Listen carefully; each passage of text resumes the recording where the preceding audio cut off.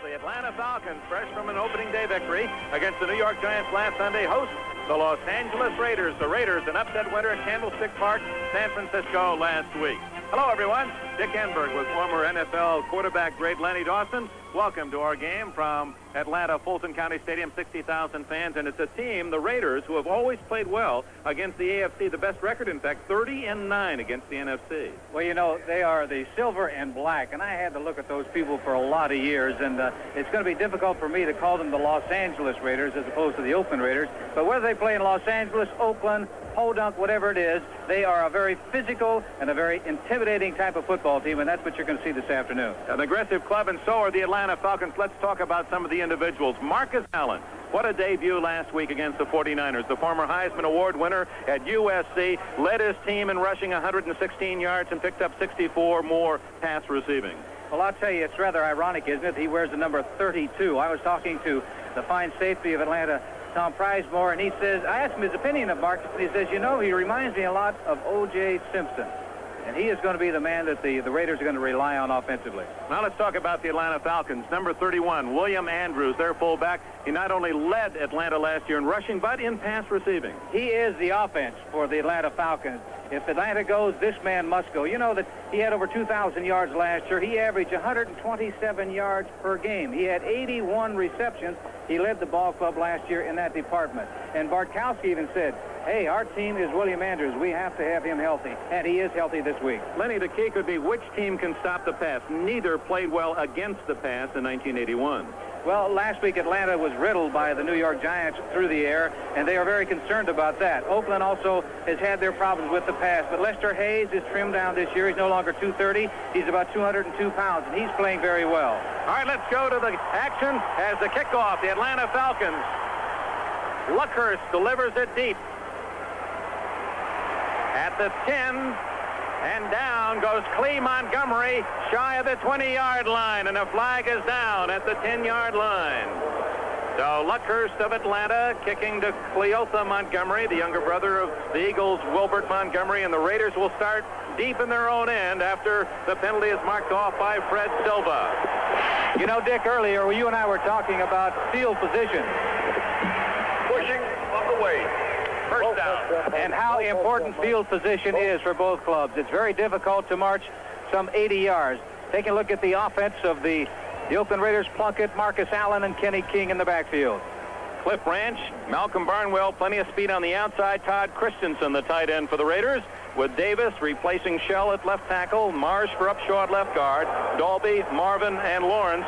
A big front five protecting Plunkett, who starts deep in his own end at the 5-yard line. And a mix-up in the backfield as Allen is dropped by Fulton Kuykendall, number 54, after a short gain. Defensively for the white jerseyed Falcons, Yates, Smith. They feel that Smith's one of the better nose tackles in the league. And Jeff Morrow, the front three, Richardson, Kuykendall, Curry, and Williams. Curry, the leading tackler. Williams likes to blitz.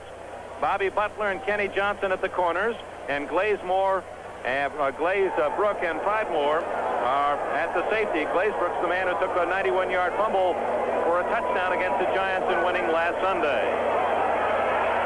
The fullback Kenny King across the 10-yard line. Yates there to secure him. It'll be 3rd and 5 for the Raiders. You mentioned the nose tackle, Don Smith, number 65. Here he's going against Dave Dalby. Dalby won his job back. He gets Smith moving and just carries him downfield, enabling the back to pick up the good yards. What they want to do right now is not give up the football by a fumble, turn it over, and have Atlanta come back and score quickly and fighting an uphill battle the rest of the afternoon. Now the Falcons the last 2 years, Lenny, have been right up among the leaders in taking the ball away. They're an aggressive team. They force fumbles. They're opportunistic, but last year they were guilty of giving it right back too often, and that accounted for their 7-9 record. Too much time. Plunkett extending beyond the 30 seconds allowed, and that'll be a 5-yard penalty against the Raiders. The early part of a football game is still very important because it sets the tempo of the game, and you don't want penalties. You do not want to get backed up near your goal line. Tom Flores in his 4th year watches them mark off 5, back to the 5. Offense, number 65, false start. They say false start, the official downfield actually gave the delay of game signal, so apparently they were right at that 30-second count as well. Well, maybe Mickey Marvin was looking at the 30-second clock, said it's down to 0, it's time to go. Marvin in the middle of that Raider offense. 3rd and a long 9.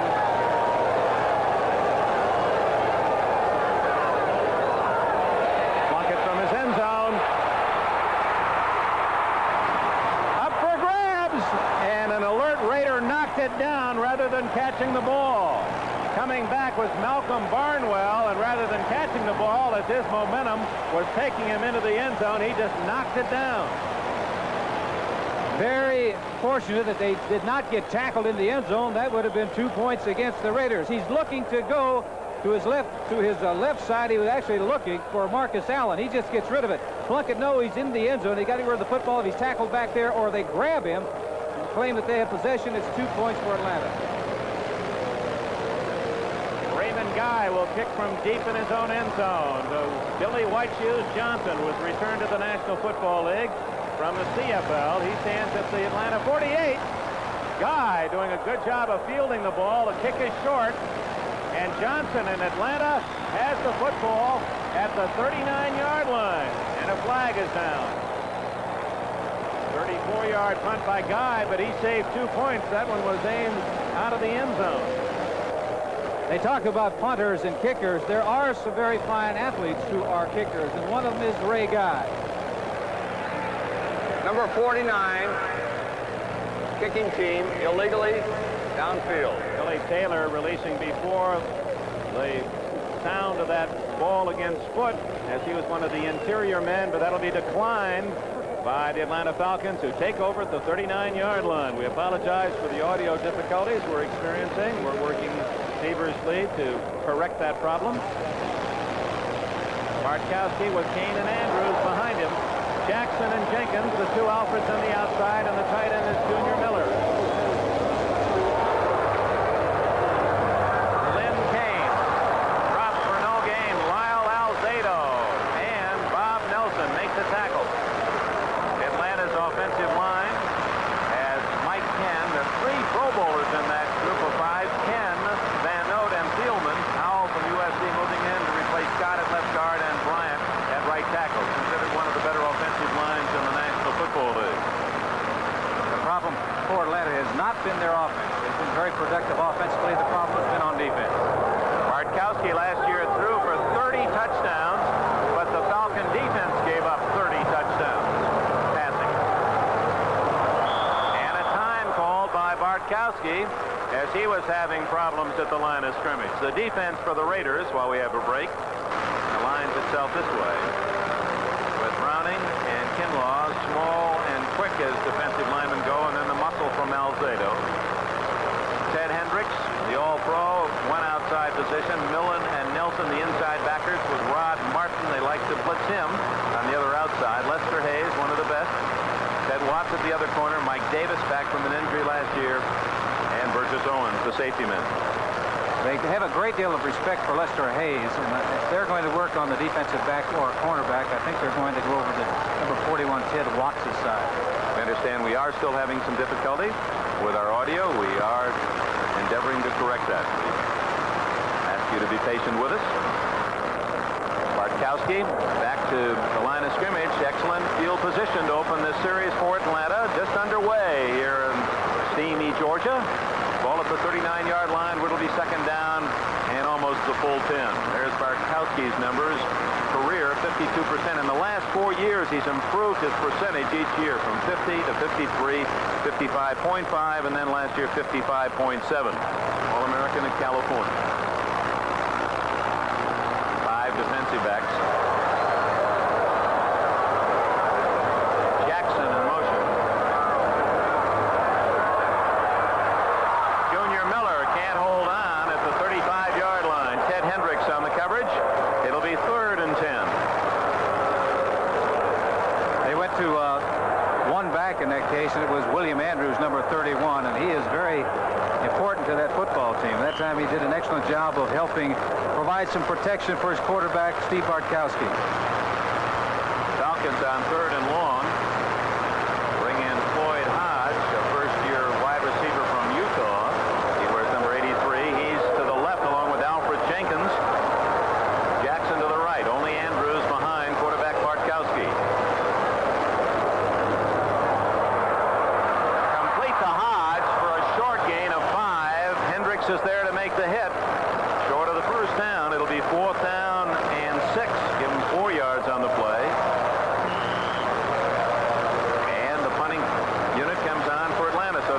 fact that the Falcons had excellent field position at the 39 of the Raiders. They're unable to move the ball, and Dave Smigelski from Virginia Tech, he was a free agent with the Redskins a year ago. Baltimore had him in summer camp this year, and Smigelski won the job over veteran Johnny James here in Atlanta. He'll try to drop that inside the 10-yard line where Greg Pruitt, the veteran for the Raiders, waits.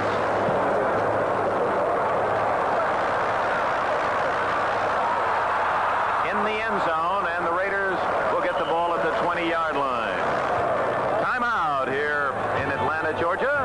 11 and a half minutes remaining in the first quarter. The Raiders and the Falcons, no score. The Steelers to put the first points up. 6 plays, 71 yards. The payoff ends. Bradshaw to Stallworth. It's a 7-0 game. The King of Beer by Pontiac. Test drive a new Pontiac at your Pontiac dealer, because at Pontiac, we build excitement. And by Atari, the leader in home video games for fun your whole family can share. From the 20, Plunkett. Raiders' second possession, going long for Branch. And well covered on the sidelines by Kenny Johnson, number 37. They were fighting for position, no flag. Wondering about I almost said it again, the Raiders, if they're going to go deep. And really the first opportunity that they had to throw the football when they really weren't backed up at their goal line, they did go deep. It's going to accomplish a couple of things. It's going to get that defensive back thinking, hey, they think they can beat me deep, so I'm going to give him a little more room. In that case, you can throw in front of it.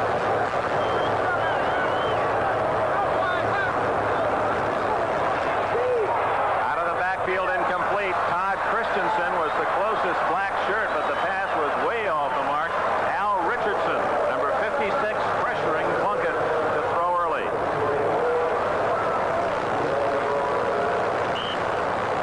Career-wise, a minus 36 touchdowns to interceptions for Plunkett, who is trying to get over that 50% mark, career passing percentage. He's never been a man that threw for a high percentage. He's come up with a lot of big plays. He did it when they won the Super Bowl a couple of years ago.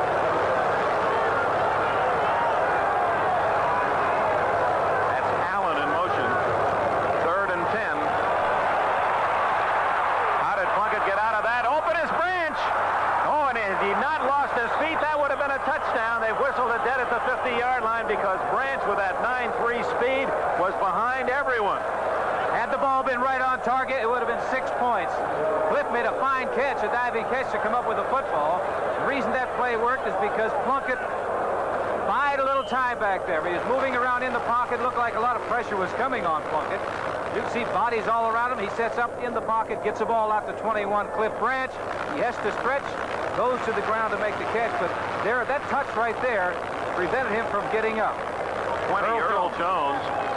Jones was well beaten, and Branch would have gone all the way had he been able to keep it on the run. Fumble, and Atlanta has recovered at the Raider 49-yard line.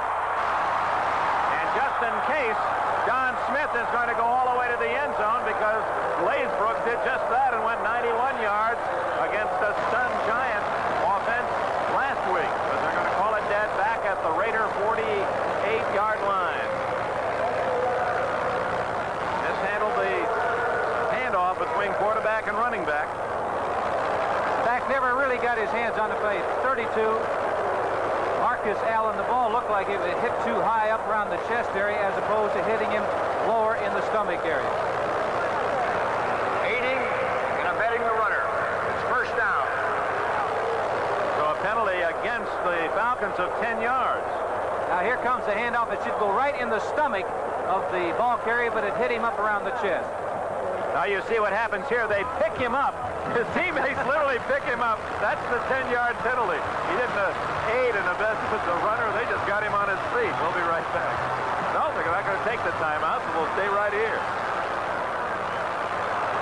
First down, incomplete. Intended for Junior Miller, and a flag goes down. A late flag.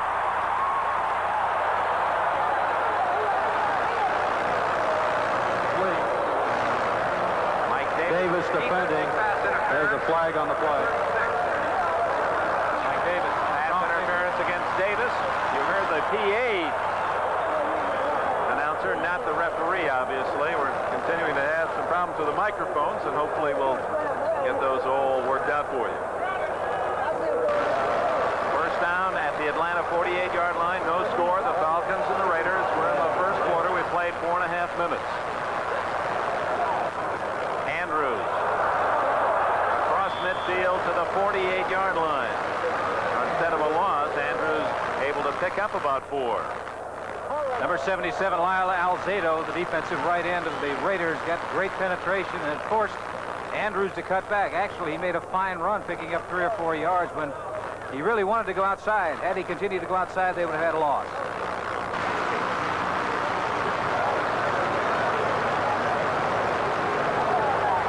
Only Andrews in the backfield behind Bartkowski. That's Alfred Jackson of Texas in motion. And it's incomplete to Jackson. 2 Alfreds at the wide receiver positions that start now for Atlanta. Alfred Jackson, 85. Alfred Jenkins, 84. Jenkins, quite a story, an all-pro performer last year. Had his best season with 70 catches. From Morris Brown, was a free agent pick. And last week, hit the 300 mark in career catches. He's 5'10" and 154 pounds. Alfred Jenkins, 84. A little man who has made it big in the NFL. Needless to say, Dick, he is fast. At 154, he had better be. Third down, 6. Bartkowski down at his own 45-yard line. Burgess Owens, 44, on a safety blitz. He's the man who made the play. The Raiders will do that. Last week, another defensive back, McKinney, got through and made a sack, a very important sack for the Raiders. This time, Burgess Owens, the free safety, is coming. You don't know who's going to come. It could be Ted Hendricks. It could be Martin. It could be one of the defensive backs. So the safety Owens makes the sacks. Mogelski about to accept the snap from center. Will kick from around his own 35. Greg Pruitt is back at the Raider 15.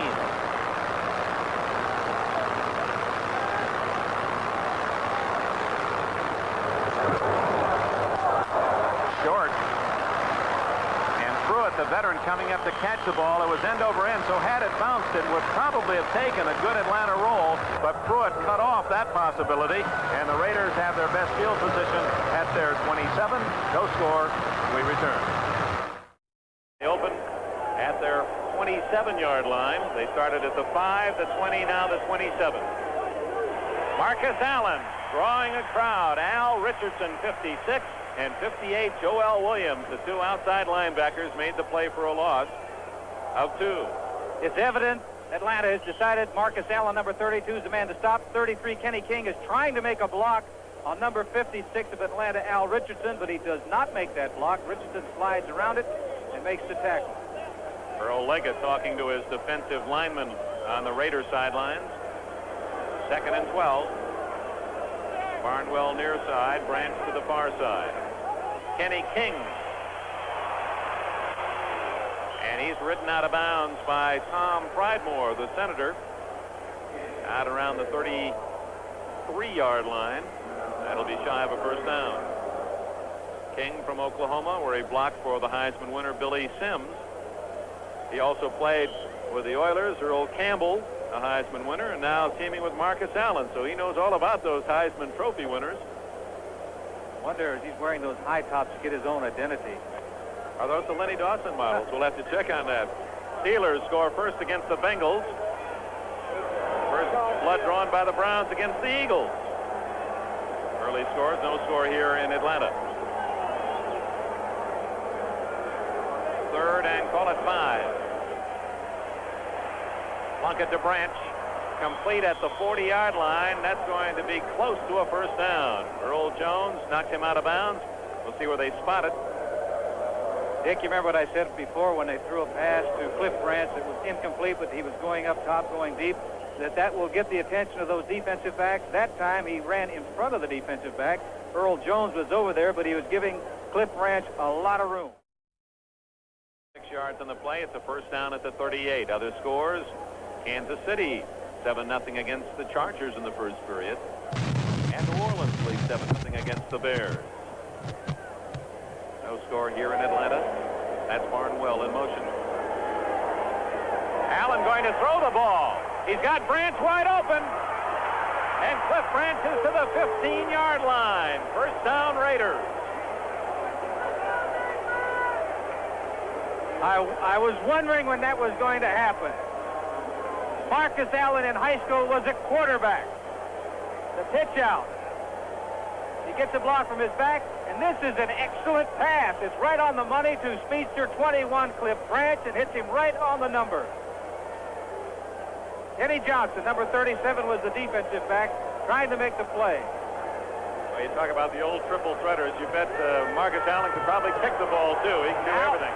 Now do you know what it's going to do to that defense when they know that he not only can run, can catch the ball, but can throw it? Play pass. Plunkett going for 6. Dumps it out to Marcus Allen at the 10, the 5. Touchdown, Raiders.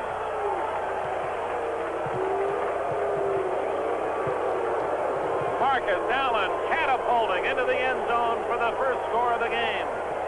Jim Plunkett on that play pass was looking downfield, looking deep in the end zone for his wide receivers. They were not there. You can see 32. Marcus Allen makes a terrific block, knocks the man to the turf. That was Al Richardson. Now he's going to just jump into the end zone for the touchdown. A great play. 2 great plays by number 32, Marcus Allen. Here, Plunkett's looking all around. Now he's going to a man that he knows can do things on his own, and he can. Well, Marcus Allen had his first touchdown as a pro, rushing 3 yards last week against the 49ers. That's his first reception for a touchdown. He set it up with his own pass, 47 yards to Cliff Branch. Chris Barr tacks on the extra point. And here in Atlanta Stadium, 7 minutes and 9 seconds remaining in the first quarter. The Marcus Allen show is just about to get some raves in the South as the Raiders lead the Falcons 7-0.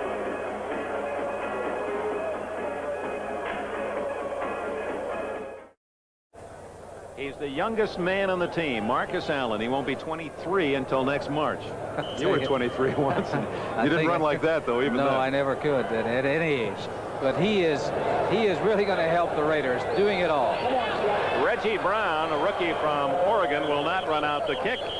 And the Falcons will start at their 20-yard line.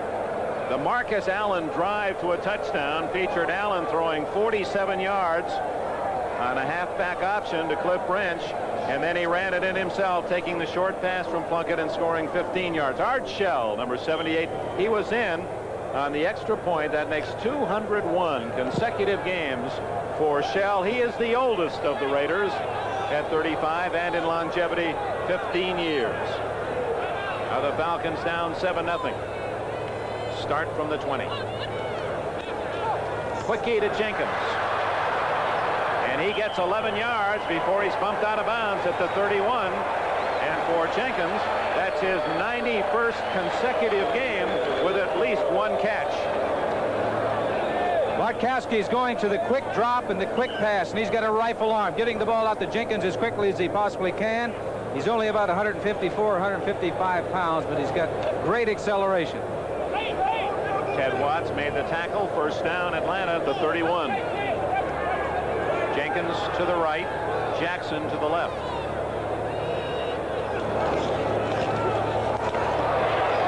Lynn Kane getting about 6 yards on his first down carry. Kane, who played in the shadow of Heisman winner Charles White at the University of Southern California. He's been a solid back, 542 yards rushing last year.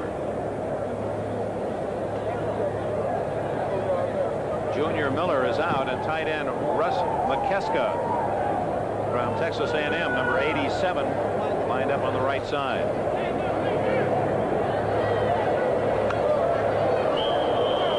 Flag now. Referee Silva calling illegal procedure.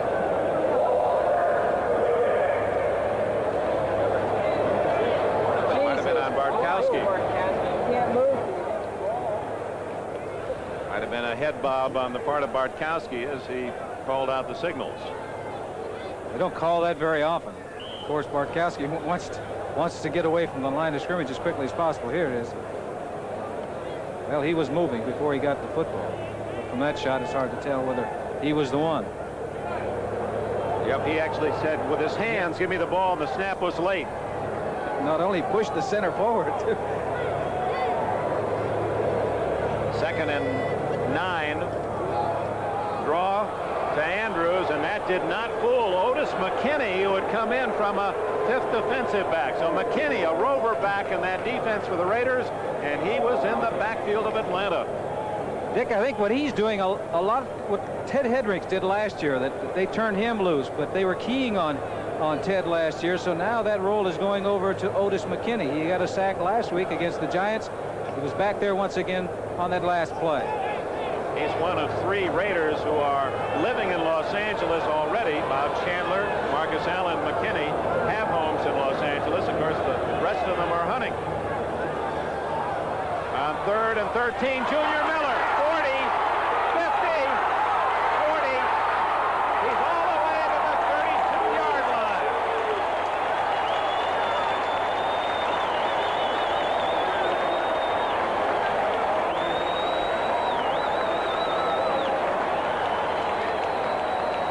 Junior Miller, the tight end with outstanding blocking ability and great speed. Ted Hendricks, 83, a linebacker, was chasing him, but he was about 3 or 4 steps away. We're talking about Otis McKinney. Here he is there. He tries it, but look at the speed of that big tight end. 39 yards on the play and a first down at the 33-yard line of the Raiders. Bartkowski to Kane. He's to the 30, and he's to the 26-yard line. Mike Davis finally made the tackle.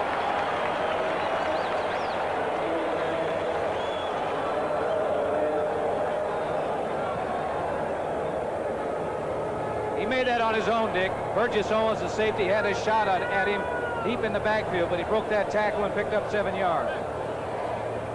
The Falcons, their fans, many of them clad in the hometown red. 7-0 Raiders. 4:48 left in the first quarter.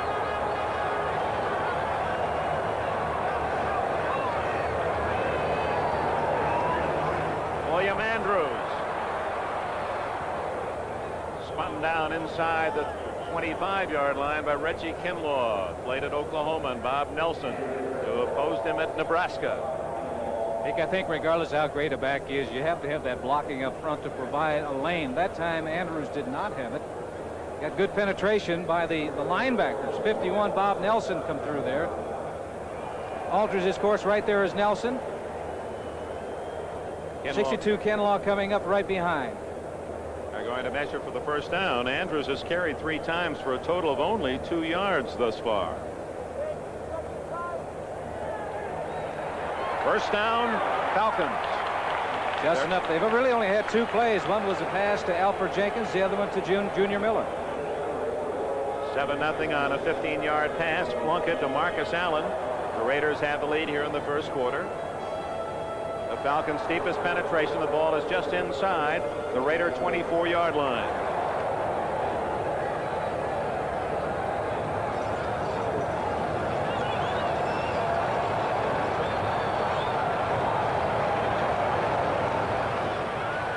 Wide open Miller, incomplete at the 20-yard line. Coming over to cover was 44 Burgess Owens, but Miller had plenty of room, and it appears that Mike Davis, is he injured? He pulled a hamstring last week against the 49ers.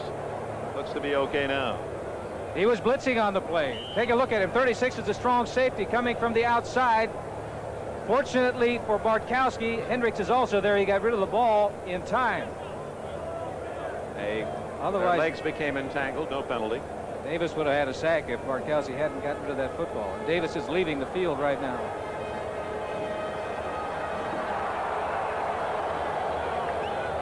Kenny Hill, 48, replacing Davis.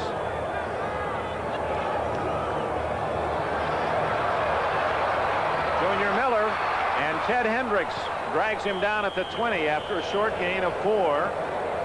It'll be 3rd down and 6 for Atlanta. Big play coming up for the Falcons. That time Junior Miller got both hands on the football. The pass before, he should have had it, but he put one hand up trying to make a difficult catch when he really didn't have to. Great college player at the University of Nebraska. He was the #1 draft pick of Atlanta in 1980. And he's also an outstanding blocker. Besides being able to catch the football. Jackson to the right, Hodge and Jenkins to the left.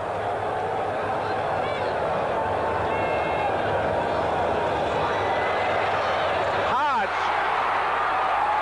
It's first and goal.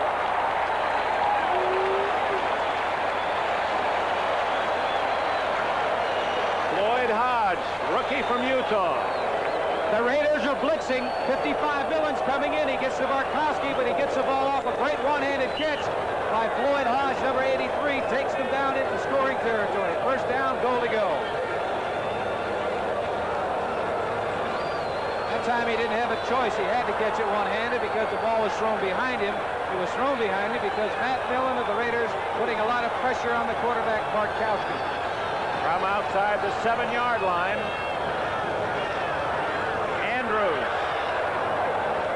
second effort gets about 3. It'll be second and goal from the 4-yard line. Talking to the Raiders about the offense of Atlanta, they said they really don't do anything fancy. It's just basic plays. You know what's coming most of the time. The problem is stopping them. It's always the case when you get inside the 5-yard line. You don't trick people too often. Bartkowski on occasion likes to use that play action down there. A quick toss. This is the 11th play of the drive.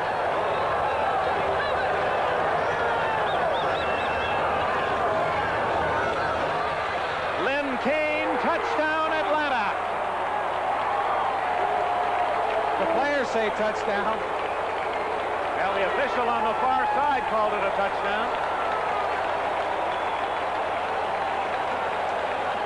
Good second effort by 21, Lynn Kane, the back.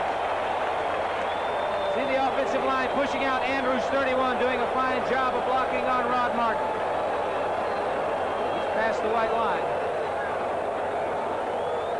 There is still a discussion down on the goal line as the officials now indicate apparently that it was a touchdown, but we'll see. The official on the far side, the linesman, indicated touchdown. Another official said his knee was down shy of the goal line, and Fred Silva, the man in the black cap, the referee, trying to sort it out. Tom Flores and Lehman Bennett. The two close officials saw the man down on the 1-foot line and then put the ball in the end zone. It's third and goal. Said he was down, then put the ball over. They had a conference. They're saying right there he's down. And then he's going to put the ball over the goal line. The reason they had that conference is that the different officials see from different angles. So rather than just making the call, they come in and talk about it and see what each of them saw on that particular play. What they saw, the Atlanta Falcons and their fans did not like because they didn't get 6 points. 1 foot to go on third down.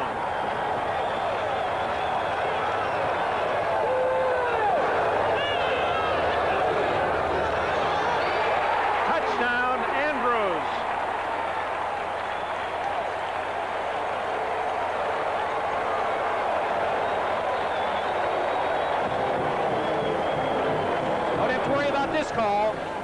31 Andrews is in there. Straight ahead, you can see that Millen's coming up over the top behind the blocking of their all-pro 78 Mike Ken and the young man Pat Powell, who's taken over the starting left guard position from Scott.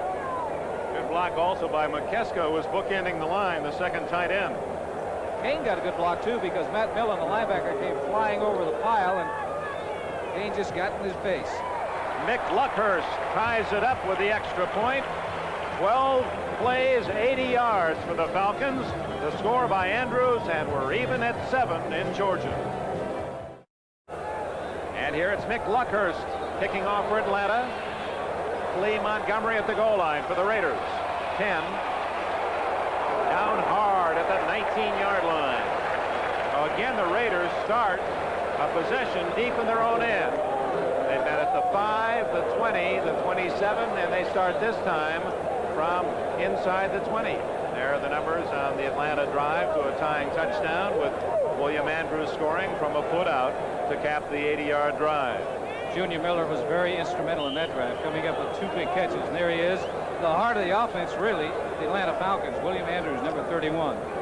Blocking back in college was not known. He was blocking for Joe Cribbs and James Brooks. It's interesting that that was also the role early for Marcus Allen and for Kenny King, who now team in the Raider backfield. This is Hawkins, Frank Hawkins, little gain at maybe a yard.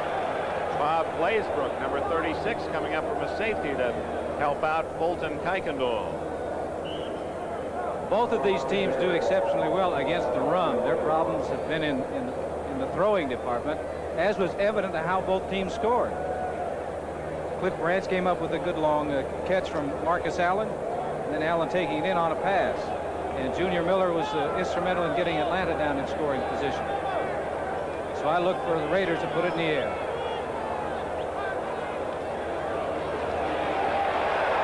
No gain again. Marcus Allen, covered by white jerseys. Jeff Yates, 79, spearheaded the charge. Len, we all know that we go out in the hot sun wearing a white shirt. It's a little different than when you're wearing a black shirt. That black really absorbs the heat. And you wonder what it's going to do to the Raiders when we get down to the fourth quarter today. It's going to take its toll. I think you'll see that the players who are playing in the ball game will go to the sidelines and they will sit on the bench. They won't be standing on the sidelines like so many of them are right now. There's the end of the first quarter here at Atlanta Stadium.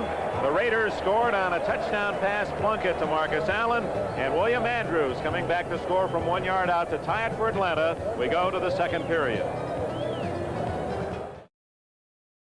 Los Angeles Raiders ready to open play. Second period in Atlanta, a 7-all tie. There are the statistics. The Raiders having the advantage numerically. Neither team able to run the football in the first quarter with any effectiveness. 3rd and 9. A 4-1-6 defensive alignment for Atlanta. Plunkett is down inside the 10-yard line. Don Smith and Jeff Merrill.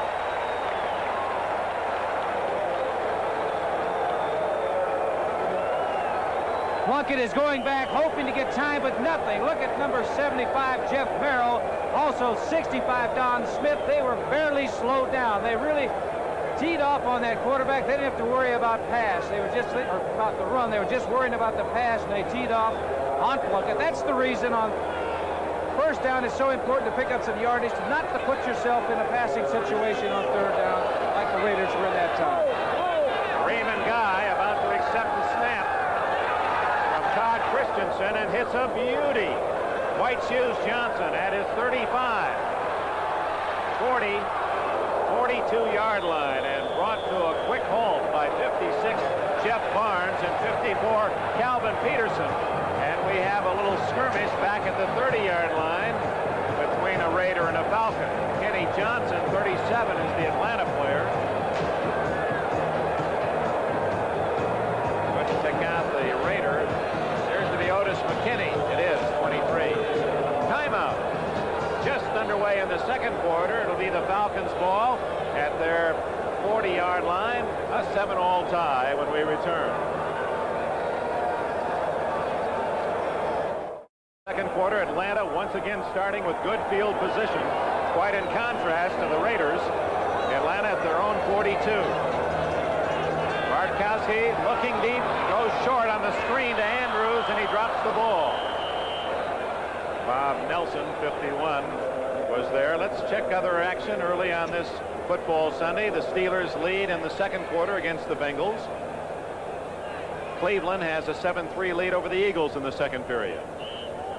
Kansas City using that block punt, take an early lead against San Diego's Chargers. New Orleans has a 7-0 lead against the Bears. How about that trade yesterday? The Saints and the Houston Oilers. Leon Gray going to Bum Phillips in Houston, and Archie Manning won't be quite the same not having Manning in a Saints uniform. Goes to Houston. Bartkowski deep, almost intercepted by Ted Watts, intended for Alfred Jenkins, and Watts, the second-year man from Texas Tech, was shoulder to shoulder and step to step with the receiver. Nice coverage. That's about as good a pass coverage as you can have. Here it is, ground level. You can see step for step, stride for stride. And the one that really had a chance of catching the football was the Oakland Raider. Watts, #1 pick of the Raiders a year ago. He had 1 interception last year. He's taken over for Monty Jackson at the right corner.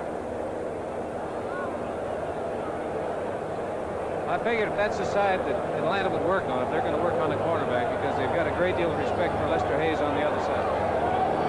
Both Hodge and Jackson are to the right. And now Hodge in motion. Bartkowski is sacked at the 38-yard line. Ted Hendricks shot in to make the play. The veteran All-Pro just continues his superlative play. Hendricks, 83. It's a good thing that Bartkowski ducked, because here comes 83 Ted Hendricks right over the top. Wham! He ducks under that blow and goes to the ground, but no one touched Ted Hendricks. He went in there free.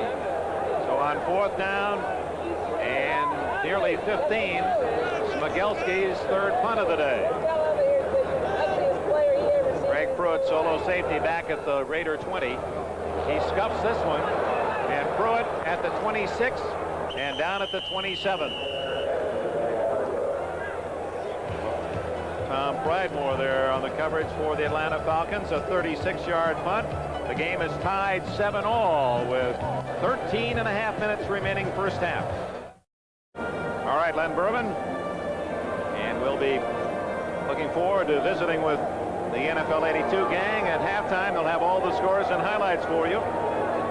Here it's 7-all. The Raiders start from their 26-yard line. Plenty of time remaining. Plunkett has a man open. Barnwell, and he's out of bounds at the 41-yard line. A gain of 15 yards before Bobby Butler, 23 on the corner, can make the tackle. This 1982 National Football League game is being brought to you by Chevrolet and your local Chevy dealers from coast to coast.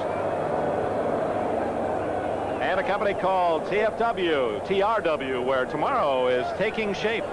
And by Hager slacks and sports coats. That's what make you feel and look your very best.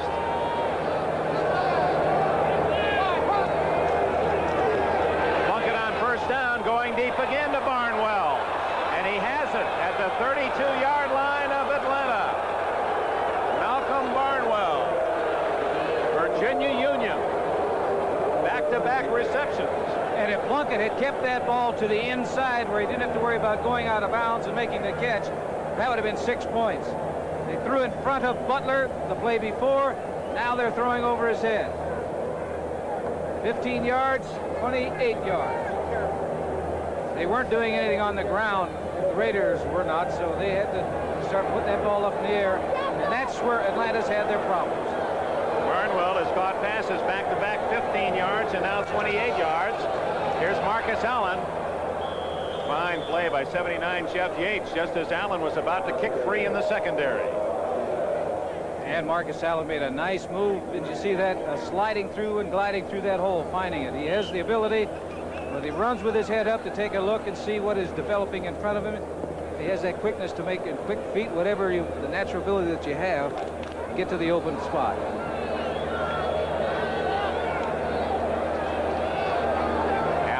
Set an NCAA record last year for most rushing yards in a single season. Here he comes again.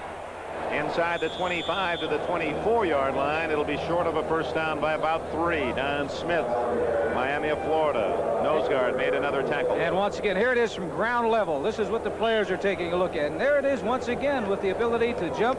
He did a little jump there to get over the defensive man to pick up a couple of yards. What it is he's picking up yards where most average backs wouldn't get anything. Marcus Allen, however, has only 7 yards rushing on 6 carries as the Falcons are really keying on the rookie. 3rd down and 3.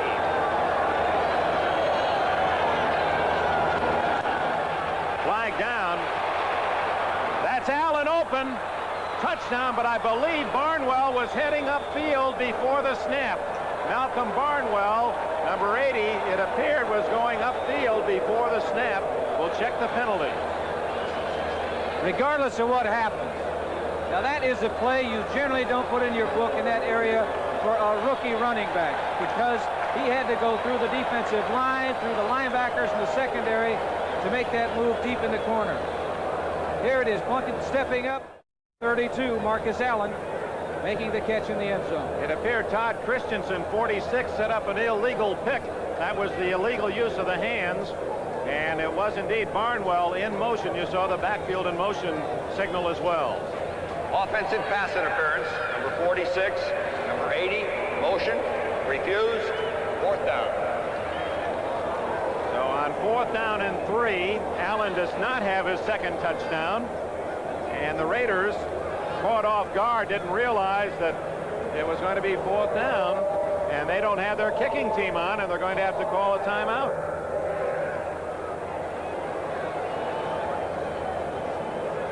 That was a 3rd and 3 play, and the Raiders they have to take the penalty. If they refuse the penalty, they have to give them a touchdown. So it is 3rd down. Well, the officials do mark it off. I thought, in the beginning, what if I was imagining Marcus Allen catching the ball? Brett Silva getting that squared away. So it is 3rd down. And they mark off the longer penalty, illegal use of the hands against Christensen.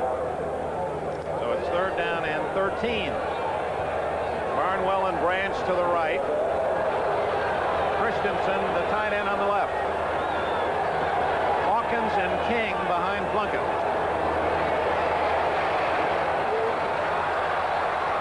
Deep for Branch, incomplete, well covered, Tom Pridemore. That time the Raiders kept both backs in the block, hoping to give him a lot of time to throw. Here it is, 21. Cliff Branch is going from one side of the field all the way to the other side of the field. Can't catch the ball that way. Plunkett didn't get the ball out far enough so he could run under. Nice anticipation on the coverage by Pridemore. He made the move almost as if he knew where Branch was going. Well, he knows that he can't run with him step for step. A long try by Barr of over 51 yards. Chris Barr, his longest ever is 55, and he's kicking from the dirt. It is off the upright. No good. It hit the right upright.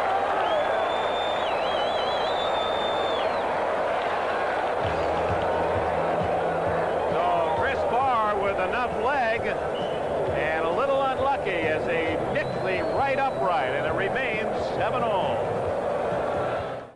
Barr, who connected on 3 consecutive field goals against the 49ers, 41, 42, and 43 yards, just misses from 51 yards as he hit the upright.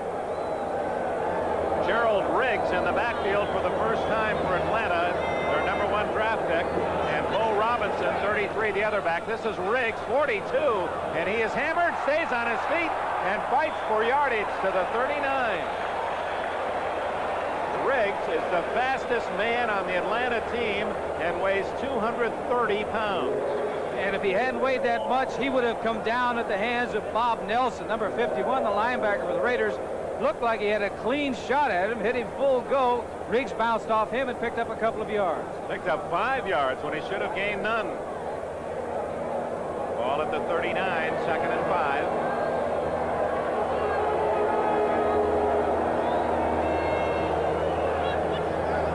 Bartkowski, a quickie to Jackson, and Alfred Jackson tackled immediately by Lester Hayes.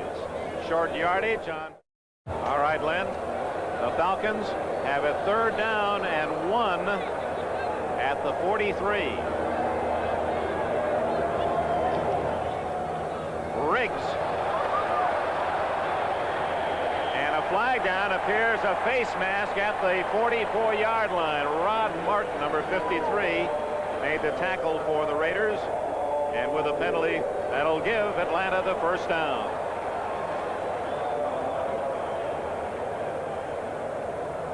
Well, Fred Silva will mark off the 5 yards out to the 49-yard line and a 1st down. I don't believe he would have been able to bring him down unless he did grab him. Face mask, number 57, defense, 1st down. 53 is Martin, and with the momentum the Briggs had going for him, he was going to pick up the 1st down. I think he did anyway, but he got his neck pulled around by Rod Martin in the first place, didn't it? Bartkowski off play action in trouble, and down he goes. Lyle Alzado with a sack. And the Raiders have their second of the game. Alzado playing like a youngster at 33, the veteran from Brooklyn, New York, and Yankton, South Dakota College. Well, here it is, number 77, Alzado, 2 sacks last week against the Giants. He gets around Mike Ken. Mike Ken is considered one of the top tackles in the National Football League. A Pro Bowl starter last year, Ken 78. That's an interesting matchup between the left tackle of the Falcons against the veteran Alzado. Alzado winning that match. Ball at the 42, a loss of about 7 on the play. Second down and long for Bartkowski.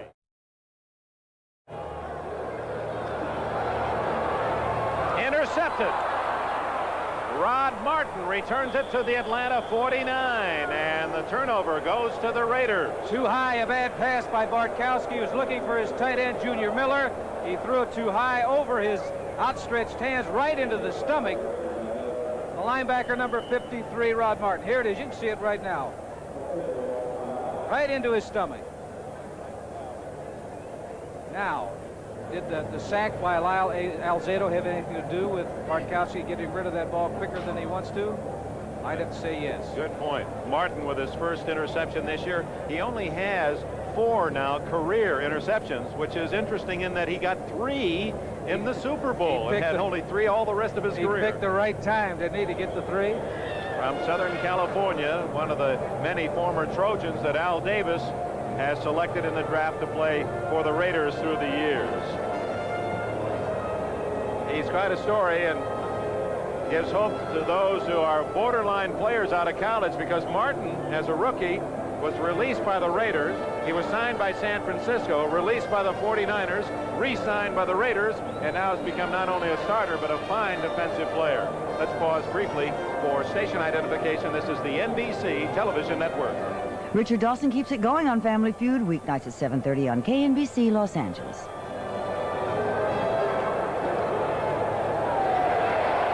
Plunkett going long for Barnwell. Out of bounds. He did not get both feet down. He had beaten Butler, could not get both feet in bounds.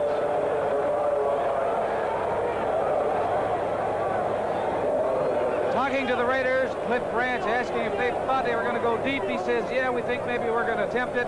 Number 80, here you see him in motion. As Barnwell, stride for stride with Butler. Now he accelerates a little bit, does make the catch, but you can see his left foot did not come down in bounds. You know, you're talking about Rod Martin trying and getting cut. There's a man in the secondary for Atlanta, Glazebrook, that has the same story. That's right. He was released 3 times by Atlanta before making the grade. Draw play. Look at that. Allen. 40. 30. Marcus Allen. Still on his feet at the 10 to the 9-yard line. Oh, my.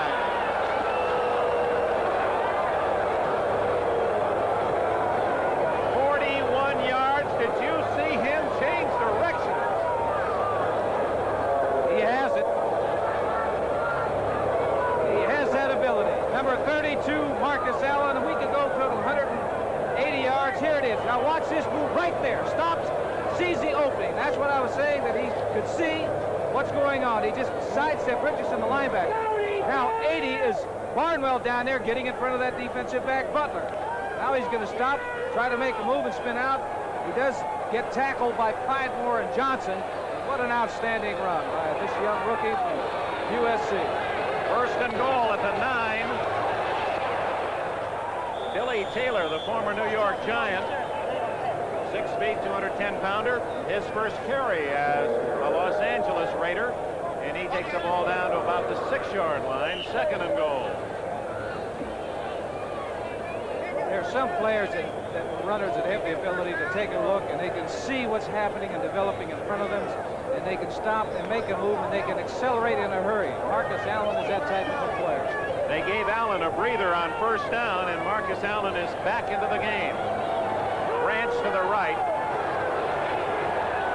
Hawkins and Allen behind Plunkett on second and goal from the 6.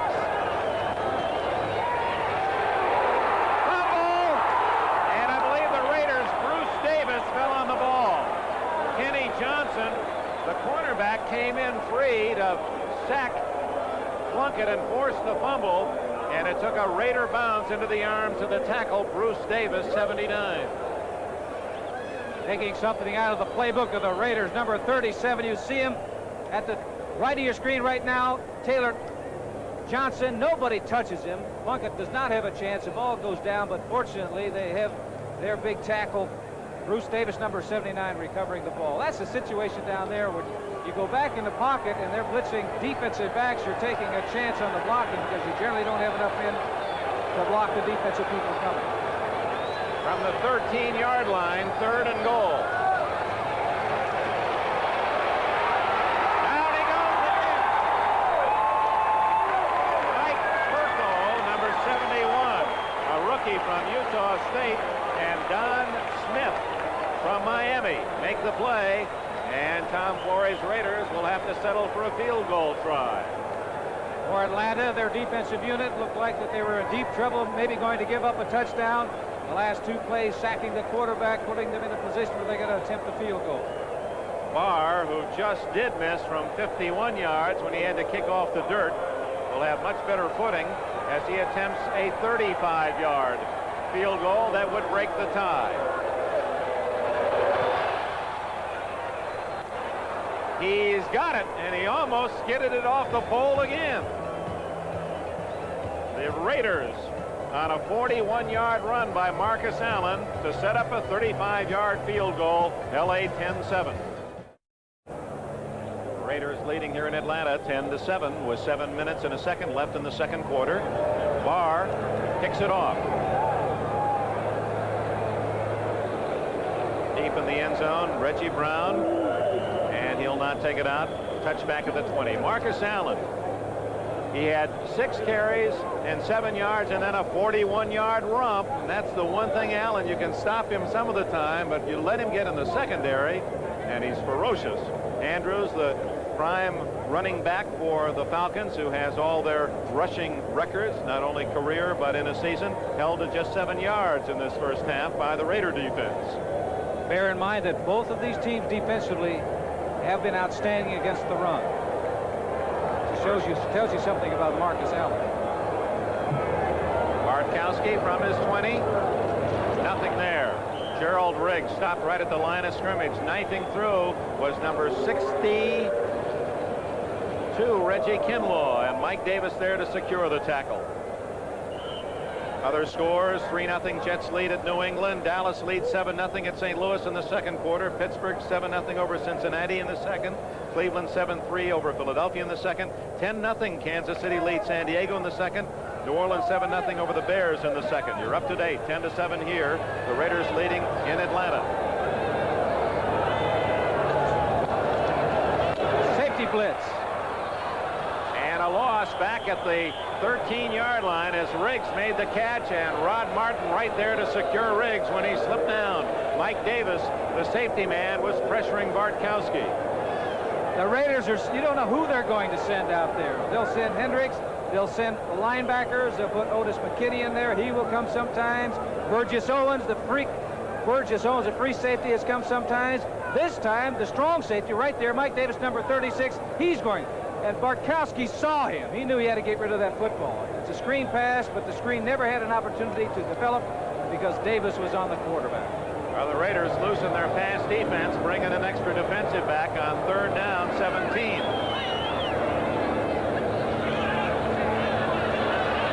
He's in trouble again, gets it away, and Bo Robinson is nailed immediately at about the 12-yard line, a loss of a yard as Rod Martin made the tackle. Alzado had Bartkowski and was making the tackle as Bartkowski unloaded the ball. Maybe Alzado hasn't heard that Mike Ken is one of the top offensive tackles in the league because he has beaten Mike Ken about 3 times. That time it was just sheer power, overpowering, getting by Mike Ken and getting to the quarterback. He did get rid of the football, but just as soon as he released it, Alzado was there. Smogelski has not kicked well in this first half, and he's under some pressure as he'll be booting this one from around his own goal line. Threw it at midfield for the Raiders. Short again. Threw it at the 46. And And he dances to about the 42, and a flag is down. We may have holding against the Raiders.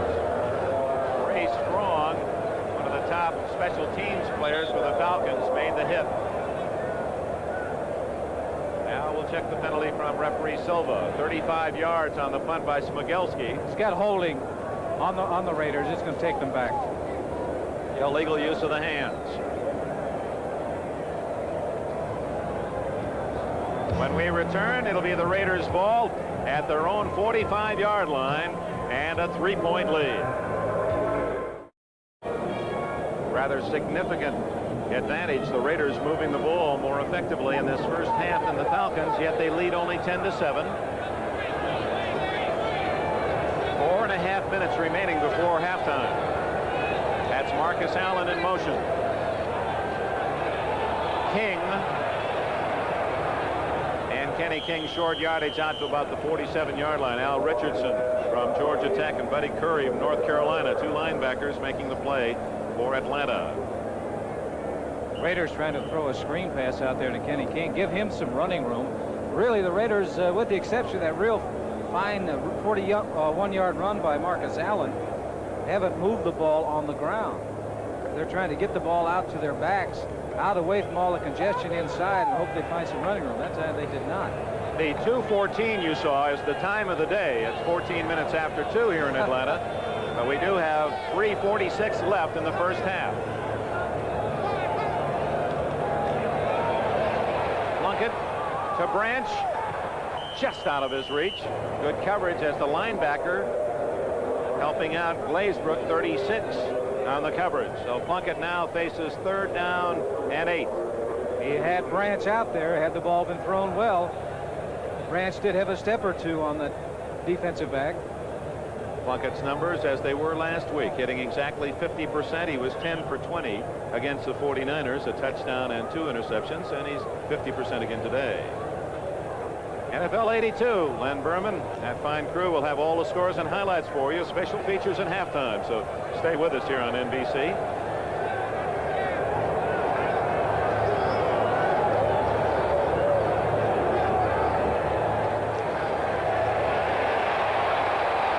Plunkett to Branch, incomplete as Branch drops it. That would have been a first down at the 42-yard line. Cliff doesn't drop very many. That time he took his eyes off the football. He had the first down. I think he was looking to see where he was located on the field and who was around him, what to do after he catches the ball. But he's been around long enough to know that you do first things first. You catch the football. Plunkett did a fine job of scrambling. He's not really a scrambling quarterback, but he avoids pressure. He does that very well. Got out of all the heat that was coming on in there and got the ball out of the Branch. Raymond Guy will punt from around his own 37 with White Shoes Johnson back at the Falcon 10.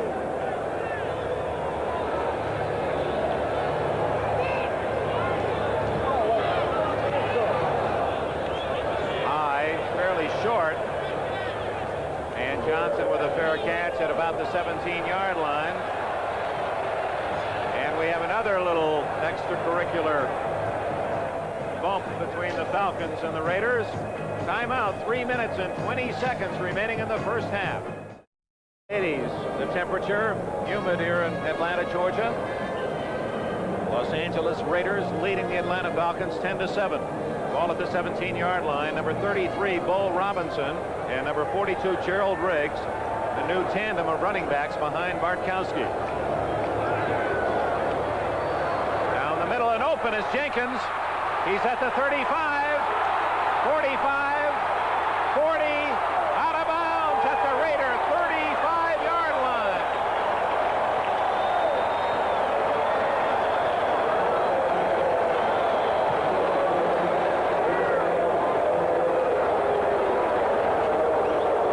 But they're going to call it back.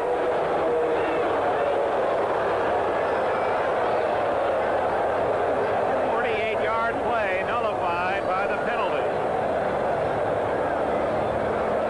I believe you could see the versatility and speed of 84 Alfred Jenkins, even though they are calling it back, and head coach Lehman Bennett's concerned about that. Bartkowski's got a rifle arm. Look at that ball. He just fires it in there. Now that outside move, he gets around Watts, and it's a foot race. 36. Davis coming up, pushing him out of bounds. They're going to bring it all the way back. That was 48 yards. Now you count the loss penalties, 58-yard play. On the ground, Riggs able to get around the corner and knocked out of bounds. No, they say the clock continues to run at the 15-yard line with 2:55 and the clock running here in the second quarter. You're mentioning about Riggs, even though he's 230, this rookie. He's the fastest man on the team that time. He showed his speed because Matt Millen, the linebacker, actually had an angle on him trying to make the tackle, but he just ran right by him. Second down and 11. Howie Long, 75, in the defensive line for the Raiders.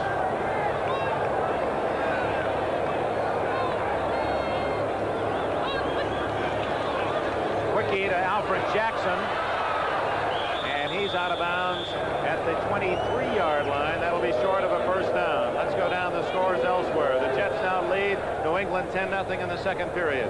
Dallas a 7-0 lead at St. Louis in the second. Second quarter score, the Steelers leading the Bengals 7-3. Philadelphia and Cleveland. The Browns 7, the Eagles 3 in the second period. Low-scoring games. Kansas City, that's a surprise in the second period with a 13-0 lead against the Chargers. New Orleans still hanging on to that 7-0 advantage against the Bears in the second quarter. Here it's 10-7. Atlanta trailing the Raiders. Falcons ball, 3rd and 4.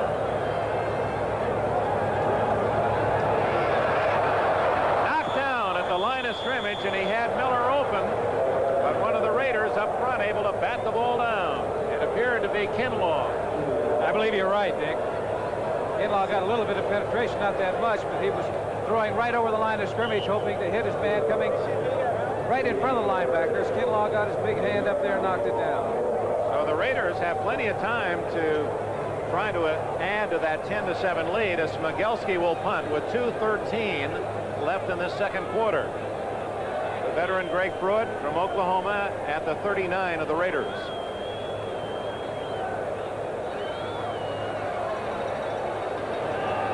30-second clock is down to 2, and they just beat it.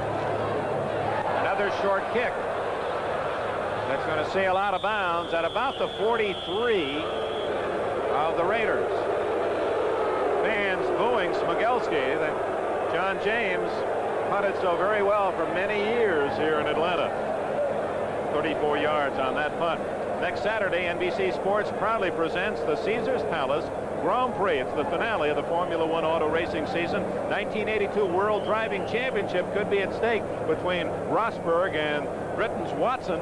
Caesars Palace Grand Prix. It's 4 o'clock Eastern time, right after baseball on NBC. West Coast will see it 4 o'clock Pacific Daylight Time, only on NBC Sports next Saturday.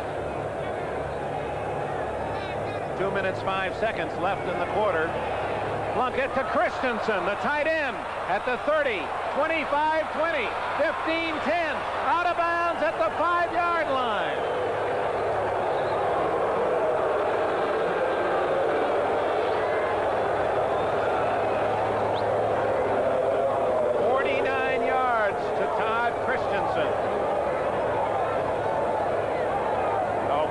Comes up with another long gainer as Christensen crossing over the middle. And that was a perfect pass by Plunkett. He threw it right over 2 of the Atlanta's defensive players. 2-minute warning given at 1:54 left in the quarter, and the Raiders knocking on the door with a chance to add to their 3-point lead. By the National Football League. They spot the ball on the 4-yard line. So credit Todd Christensen with a 50-yard reception and run from Jim Plunkett. So Plunkett at 50%, but getting some long gainers. And the Raiders with a 10-7 lead have it 1st and goal outside the Falcon 4-yard line. 1st and goal. This is a great time. If you're going to throw the ball, this is the down to throw it on. First down, because the defense wants to dig in to make sure you don't get in the yardage here on the inside the 5-yard line. And he's got Marcus Allen in that backfield who not only can catch the ball, but he can throw it. That's Derek Jensen in motion. They give it to Marcus Allen, and he has a touchdown. Now there again, it looks simple enough, but Allen as he ran to his left, was just setting up the defense, waiting for the defense to tell him where to cut. And he's utilizing his blocking, too. He doesn't just take off around the left side. We've got Kurt Marsh, number 60, coming out here, making a good block. He's the lower left part of your screen. There it is, what we're talking about. He sees the opening, and he jumps over some people, gets into the end zone. Here it is again. You're taking a look at it once again. See, he's looking with his head up, reading what's going on out there. Oh, Allen has scored both the Raider touchdowns, one on a 15-yard pass reception and run. Barr's try for point is good. So Marcus Allen has thrown a 47-yard pass. He has caught a 15-yard pass for a touchdown. He has scored on that 4-yard run, and he has also reeled off another brilliant run of 41 yards to set up a field goal. The Raiders now lead here in Atlanta 17-7, and it took them only 17 seconds to score on that touchdown drive. Next week, NBC and the NFL return with a doubleheader of NFL action. Complete rundown of all the inside league stories. NFL 82 continues with two big games. Look at the early games next Sunday. Miami, Green Bay. Many of you will get that one. Denver, New Orleans. The Bills at Houston, and Seattle, New England. And it'll be our pleasure to be in San Diego to see the Raiders and the Chargers. Some of you will get the Jets in Baltimore, strike permitting. Our emergency plan, Edmonton and Calgary. I'm brushing up on the Eskimos just in case. Let's hope that the owners and players can resolve their difficulties. Tuesday, the announcement. You think they'll go on strike, Lenny? What are your feelings? I say that unless something happens within the next day, yes, they will. They've committed themselves. They've said that we are going to, and I can't see if the players say that we're going to go out on strike and nothing happens, them not going out. Barr kicks it off. Plenty of time yet for the Falcons. 1:48. Barr with a good kick to Brown, and the rookie from Oregon again has to take the touchback. 17-7. The Los Angeles Raiders leading the Falcons, and now Steve Bartkowski, 8-year veteran from California, brings his offense onto the field. Lynn Kane and William Andrews will be his running backs, with the Alfred boys, Jackson and Jenkins, at wide receiver, and Junior Miller, the tight end. Bartkowski was an outstanding baseball prospect in college, a home run hitting catcher with the Bears at California. His dad, Roman Bartkowski, was a minor league pitcher in the Chicago Cubs organization.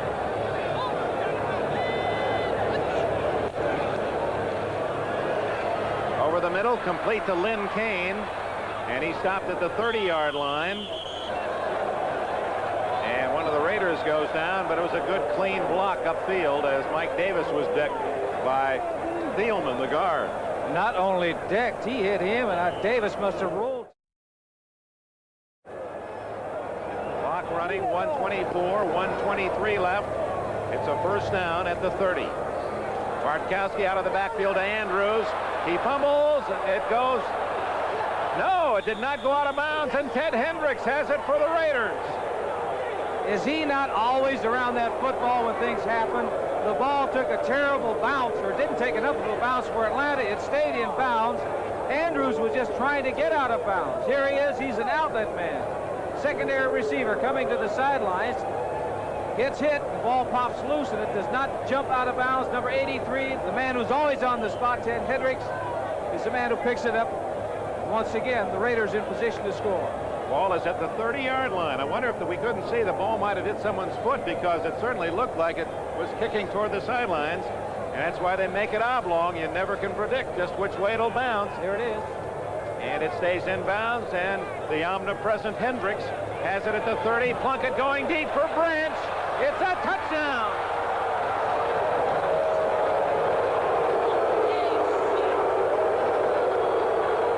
The Los Angeles Raiders have scored in 17 seconds, and I believe that drive took about 7 seconds. So they have 14 points in 24 seconds.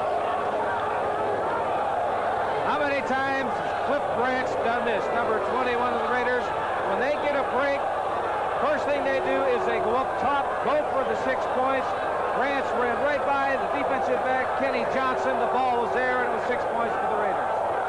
Branch's fourth catch, and in his career, his 59th touchdown for the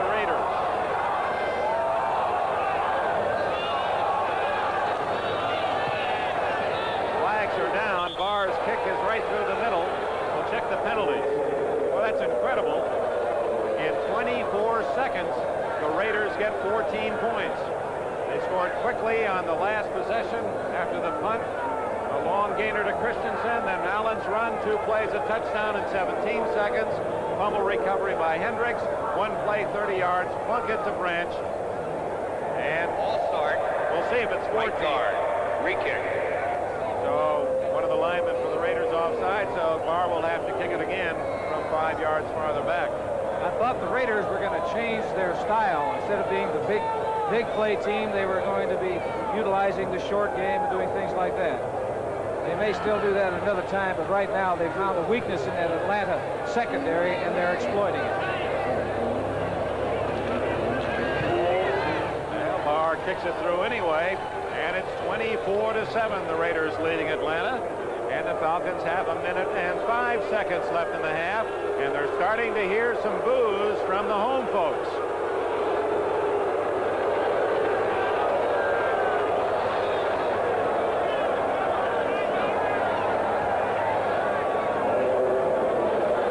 Lightning, 7 seconds for Branch to cover the distance on the Plunkett touchdown throw. Well, that is almost, you can almost put that in the book. Every time you get a turnover, somebody better be on Branch deep. He's going to be going upfield, and he's going to be flying. They've done that so many times. Because what happens, you get a team that is confused after giving over a turnover. And you mentioned turnovers a couple of years ago, 2 years ago. Atlanta was leading the lead and taking the ball away from the opposition. It wasn't that case last year, and it has been that case this afternoon.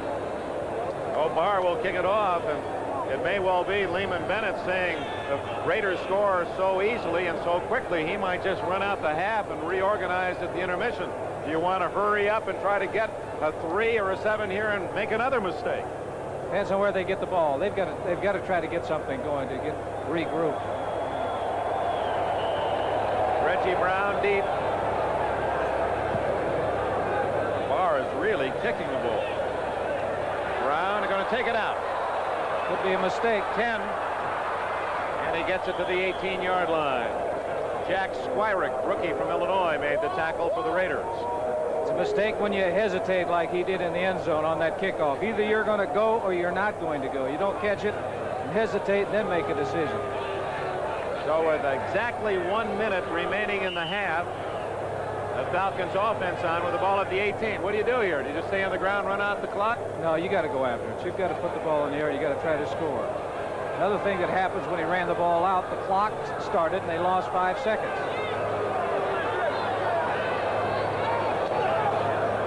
On a draw, William Andrews gets about 5 yards. Matt Millen and Archie Reese made the tackle. Reese, number 74 from Clemson, ex-49er. Clock running, 44-43, second down and 5. Depends on what they do on this down as to whether they'll call timeout or not.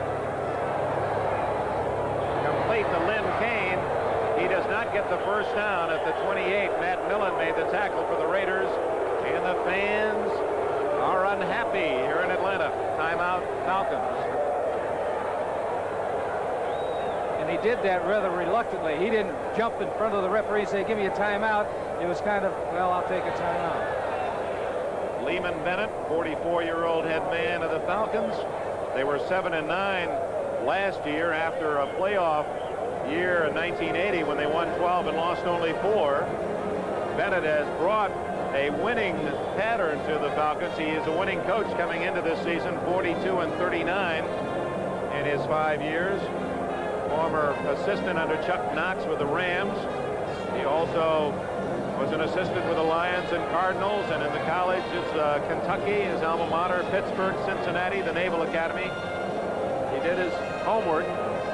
One thing, though, they were 7-9 last year, but they had an awful lot of close games that they could have won. In fact, they lost 7 games by a total of 19 points. Those are the kinds of numbers and statistics that really drive coaches crazy in the offseason. Yeah, you can start playing what would have happened if a lot. There's a lot of, say, this particular play or that play would turn the thing around. Well, Now they trail by 17 at the end of the first half today. 3rd down 2.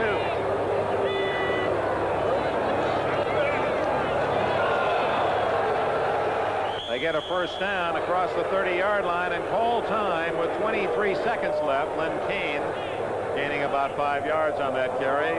Archie Reese with a tackle. I hear the fans booing that particular decision, I think, to run the ball and call a timeout. But with the amount of time remaining and the way the Raiders have scored so quickly, they wanted to make sure they got the first down before they called timeout. If they put the ball up in the air and hadn't had the time, put the ball up in the air and it had been caught, then it was an automatic timeout. That's a Pro Bowler 68, Thielman from Arkansas, limping off. Dave Scott has replaced him at guard. 23 seconds remaining. If you joined us late, the Raiders scored first, set up on a Marcus Allen to Cliff Branch pass as Allen threw it beautifully to Branch, 47 yards, and then Allen himself 15 yards, a short pass, and he ran it in to make it 7-0. The Falcons came back late in the first quarter. A 39-yard pass from Bartkowski to Junior Miller set up the touchdown. William Andrews blasted in from a yard out to tie it at 7. But the second quarter has been all Los Angeles Raiders. A Barr 35-yard field goal, and then a Plunkett to Christensen 50-yard pass set up a Marcus Allen 4-yard run. And on the very next play from scrimmage, a fumble by Andrews, recovered by Hendricks at the Atlanta 30. And on the first play, Plunkett hit Branch 30 yards to make it 24-7.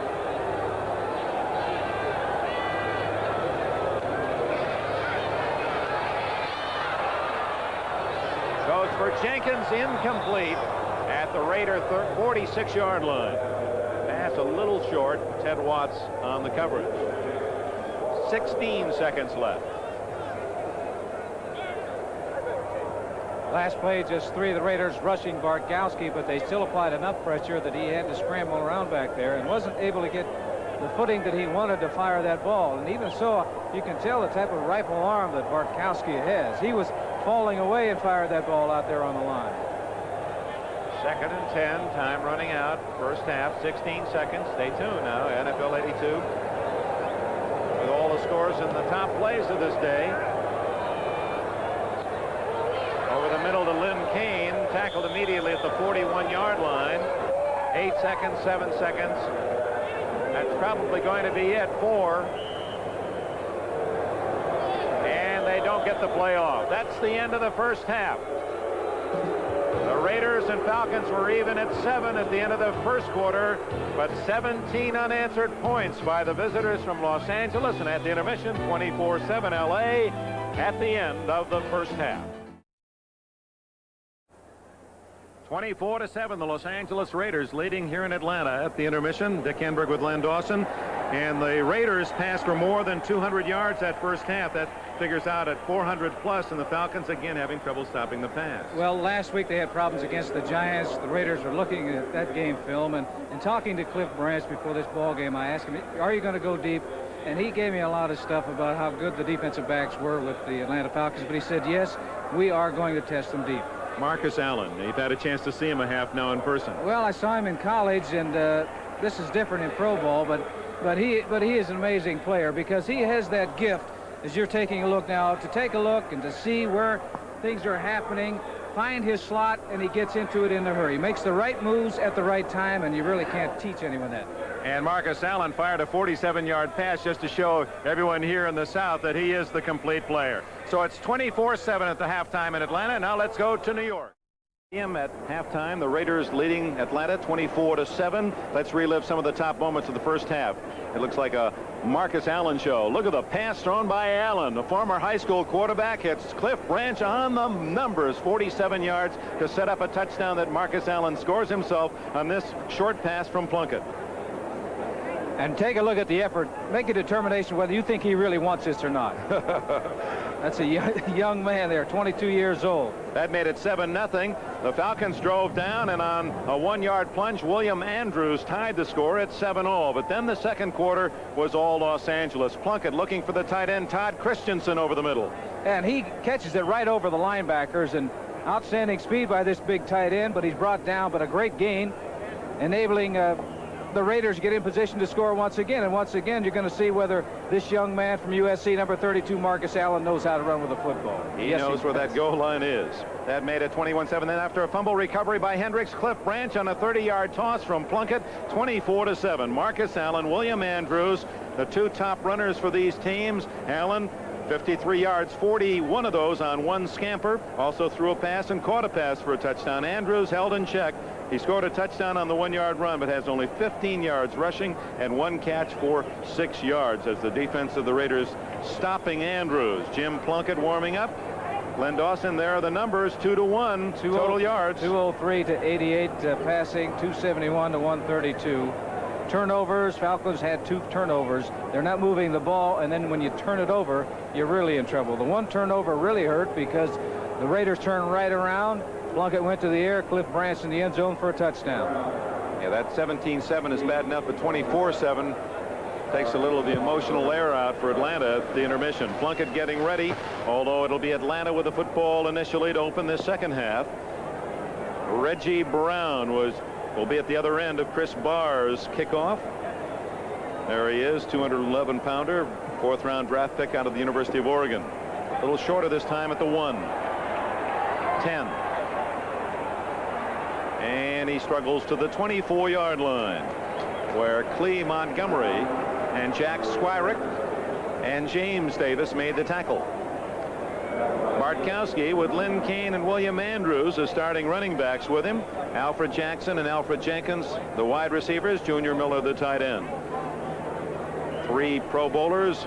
Ken, one of them. Then Pat Howell, Jeff Van Note, a Pro Bowler. Thielman, a Pro Bowler. And Bryant, the offensive line.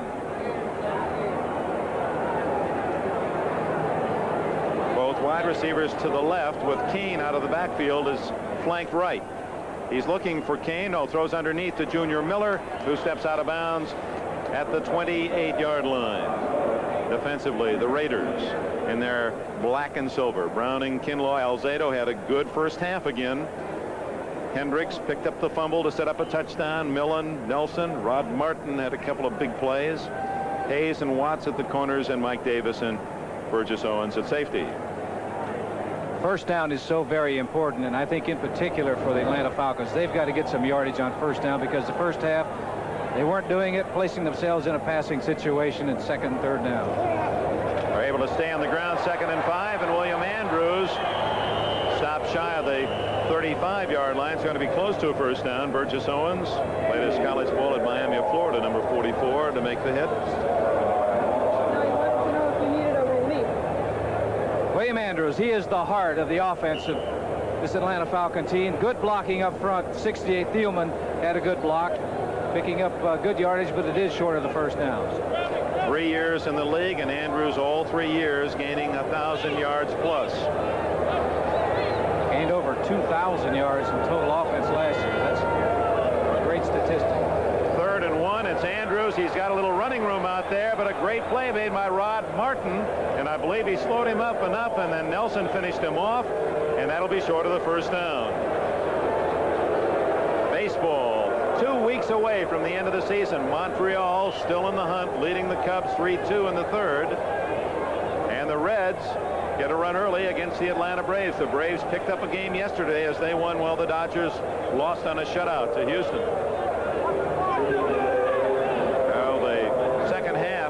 The way the first half ended for Atlanta, unable to make the first down, and so Greg Pruitt drifts back to his 30. Smigelski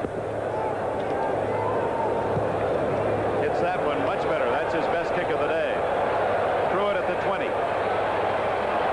30, and down at the 32-yard line. Eric Sanders, number 67, made the tackle for Atlanta. A 48-yard punt and a 12-yard return. Marcus Allen and company take the field, and here's the lineup offensively for the Los Angeles Raiders.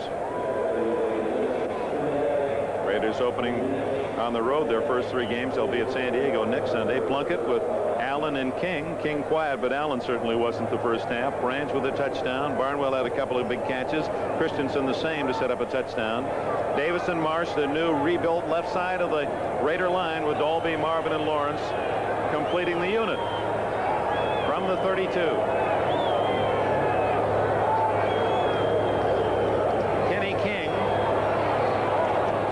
37-yard line.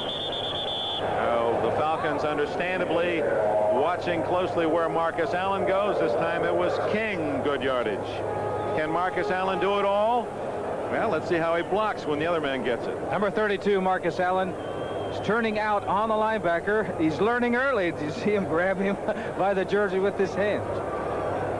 And he knows who helps him out when he runs with the football. So he's going to help out his running mate, Kenny King. 2nd down 4. King gets a lucky bounce and is ridden out of bounds at the 39-yard line by Joel Williams. That ball went right off the shoulder pads of King.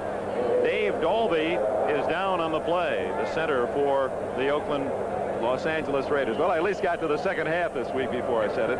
Richardson, Kuykendall, Curry, and Williams, a fine set of backers in the white of Atlanta, with Butler and Johnson at the corners and Glazebrook and Pridemore at safety. Dalby, who replaced the Hall of Famer Jim Otto, who was the center for 15 years, and Dalby now in his 11th year. That center spot, once you get it, you own it. Sylvester played some last year and before, but basically they've only had 2 centers in the history. Timeout while they attend to Dave Dalby, the veteran from UCLA. Early in the 3rd quarter in Atlanta, where the Raiders lead 24-7. The Raider 39, 3rd and about 2.5. Jim Romano of Penn State, 2nd-round draft pick, has replaced Dalby at center.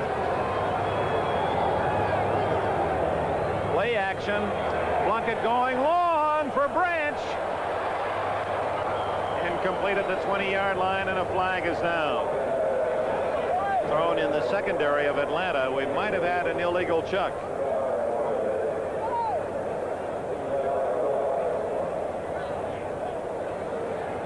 Holding. 5 yards. 1st down. Raiders at the 44 when they mark it off. Now, that is one of the concerns of Lehman Bennett last year. He said we gave away too many 1st downs by penalty. This is the first one this year. You're taking a look at the man who replaced Dalby. Number 52, Romano, is in there, holding his own against Smith. Is considered one of the best nose tackles in the National Football League. No pun intended, holding his own. 1st down at the 44. Falcons' 4th penalty, only 30 yards. Kenny King, 45-50. And he's in Falcon territory before Fulton Kuykendall can run him out of bounds around the 46-yard line. He has a good burst of speed. King now in his 4th year from Oklahoma. 52, Romano, is the rookie. He's trying to get at the linebacker. He throws at him but doesn't get him. But King's great speed outruns number 50, Buddy Curry. And here it is, 33 in the high top shoes, turning the corner. Speed got him there, picking up good yardage. 9 yards. 2nd and 1. This is a great situation now for Plunkett. He's been going deep in short yardage situations on 3rd down. 2nd down is just as good. Well, he's got Branch to the bottom of the screen out of the picture, and to the top, Barnwell. You see his feet. Branch wide open at the 40. Little jitterbug step, and he gets 5 more to the 35-yard line, and it's a Raider 1st down as they continue to move through the air. This 1982 National Football League game is brought to you by the new Chrysler Corporation. Chrysler has the cars, the quality, and the prices America needs. By Visa, the most widely recognized name in the world for travel, shopping, and cash. And by Kentucky Fried Chicken. We do chicken right. 1st down, Raiders moving the ball easily through the air. This is King on the ground for about 2-3. And again, that's Kenny Hill's x-rays on the sidelines. Also defensive safety. Got a report that Dalby got poked in the eye and may or may not see action this afternoon. Now, perhaps if we can get someone down on the field to tell us how to interpret that, how to diagnose right, whether it's bad or good. There was a time where there were no x-ray machines at the stadiums. There are x-ray machines at every stadium now. In case somebody gets hurt, they can examine it right away. 2nd down, a long 7. It is negative on the x-rays on Hill. Plunkett, plenty of time to get to Branch, and it's broken up by Kenny Johnson. Johnson from Mississippi State able to duck in and get a hand on that pass. Plunkett stepped up in the pocket and had an awful lot of time to throw. 21 is Branch. He gets by the linebacker. Now he's looking to the outside. The ball is not there. It's not there. It had been thrown a little sooner. Could have been. 37. Johnson said that's the type of pass that I want to catch, because you know if you catch that one, it's a straight shot down the sidelines to the end zone. Branch, who had 2 catches last week against San Francisco, has 5 today and a touchdown. They got 10 guys up on the line of scrimmage defensively. Now they're backing off. Plunkett complete to Frank Hawkins. He's to the 27-yard line. That's going to be short of a first down. Hawkins from Nevada, Reno, a 10th round pick in last year's draft, 81. And it'll be 4th down and about a yard at the 27-yard line. There's the distance. And now the choice made by Flores. He's got a 17-point lead. And he's going to go for it. Yep, going to gamble. The 3 points isn't going to do him that much good. 3 touchdowns beat you whether you kick the field goal or not. He's got 3 tight ends in the ball game right now. Derek Jansen, who's a running back but also a tight end. Derek Ramsey and Christensen. And they're not afraid to throw off this formation. And he's got the first down. Frank Hawkins to the 25-yard line. They used Jensen as a decoy in motion, the tight end wingback. He came inside and then back outside as an influence, and then they ran the other way with Hawkins.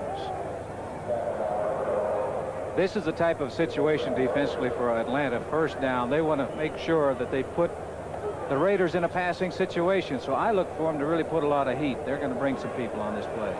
Well, you see the black and silver. In the early days of the American Football League, the Raiders' colors were not black and silver. First 2 years, there was another color, black and gold. Kenny King down to the 20. And Al Davis, who has always been a fan of the Army, he said, Black Knights of the Hudson. I like black and silver, and he took the gold out of the uniforms. 4-3, the Expos leading the Cubs in the 5th. Philadelphia trails the Pirates 2-1 in the 3rd. Atlanta now has the lead at Cincinnati 4-1. The Dodgers and Houston later on the coast, San Diego, San Francisco later. Our pennant races have been magnificent. Nothing really there. No scoring.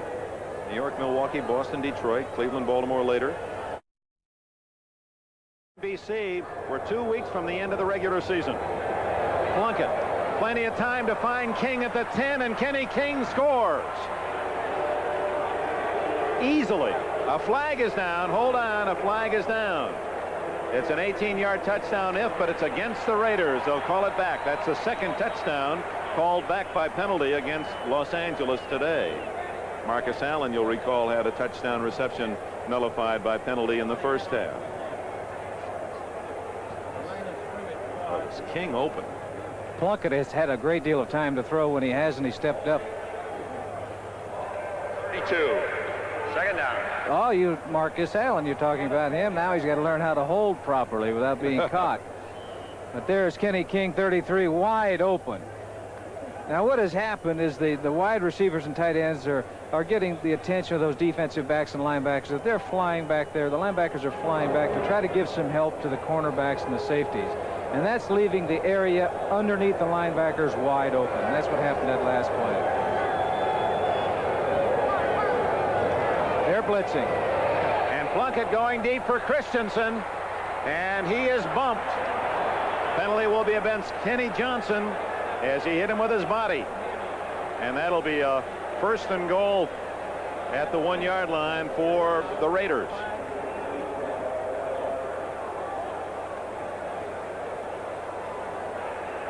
Defensive pass interference, number 37. First down on the 1-yard line. Kenny Johnson says no, but there was contact. So the Raiders have been most impressive last week in beating the 49ers and showing that they're serious this week here in Atlanta. Defensively, they're playing well, and they have played well in the past defensively, with the exception of against the pass. But they own that Atlanta secondary this afternoon. They've been throwing deep.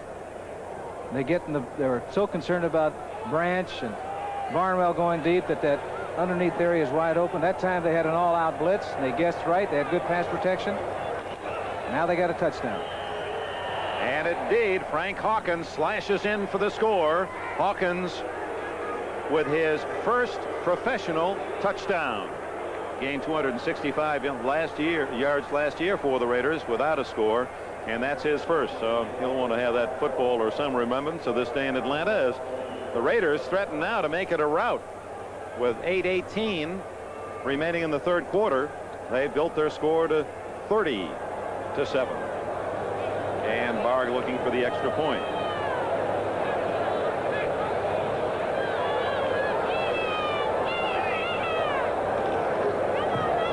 Out of Mark Wilson's hold, it's good.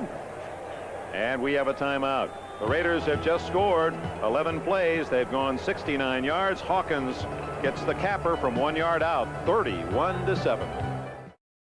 8 minutes, 18 seconds left in the third quarter here in Atlanta, where the Raiders have built a 31-7 lead. Barr's kick. Brown at the goal line, a yard deep. Whoops. Did not quite come out. Good move, though. An excellent move. He was trying to run sideways in the end zone. That's not a very good thing to do. Oh, it's a first down on the touchback at the 20, and Lehman Bennett between a rock and a hard place, trying to figure out a way to score and get back into this game. This telecast presented by authority of the National Football League is intended for the private use of our audience. Any rebroadcast or other use of this telecast without the express written consent of the Atlanta Falcons and the National Football League is prohibited.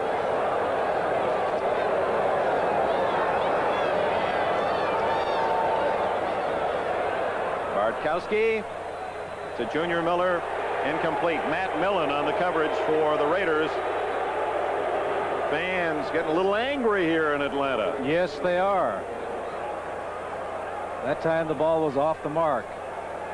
He was so concerned about the linebackers dropping back, because now for the Raiders, they're not too concerned about the run, because they know that Atlanta's got to put the ball up in the air and try to get back in this ball game. So those linebackers are they're going to do one of two things. They're going to go after Bartkowski, or they're going to drop way back in pass coverage. Throw is to Andrews underneath, and he gets out across the 30-yard line, and a first down for the Falcons. They'll let him have that, though.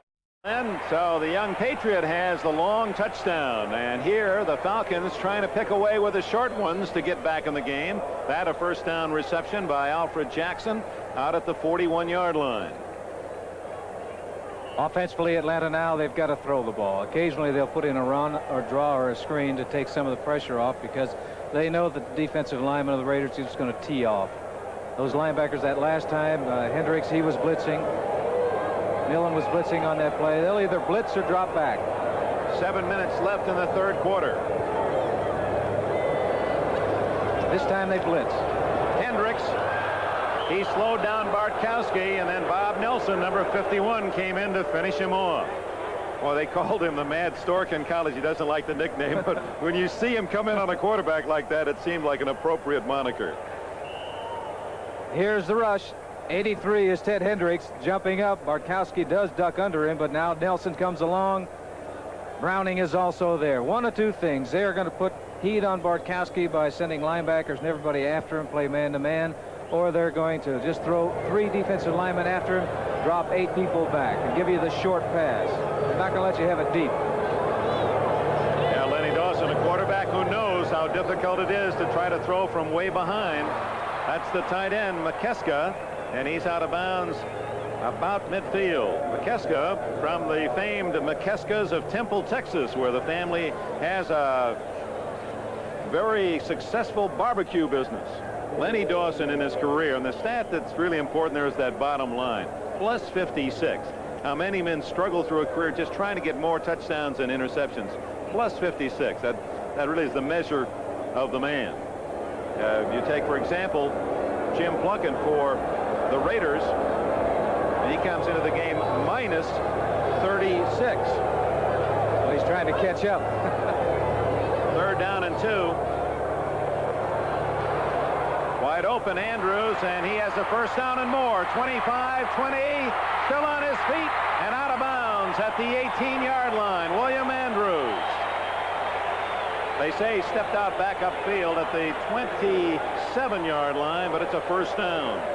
The fans here, they were irritated just a minute ago, but all they need is something to happen, and it happens now. Ground level, you're taking a look right now what it looks like right down there. We've got our handheld camera down there. 31, William Andrews. He's devastating in the open field also, just like we were talking about Marcus Allen. Well, Kenny Hill, the man, you saw the x-rays earlier. He's obviously okay. It was Hill who made the play, pushing him out of bounds at the 27. Comes a blitz. Mike Davis, and a flag is down against Watts for tripping Jenkins at the 15-yard line. Oh, they brought Davis one safety man, and Bartkowski able to dump it off. He had Jenkins breaking free and was tripped. Applied. 20, defensive pass interference. First down.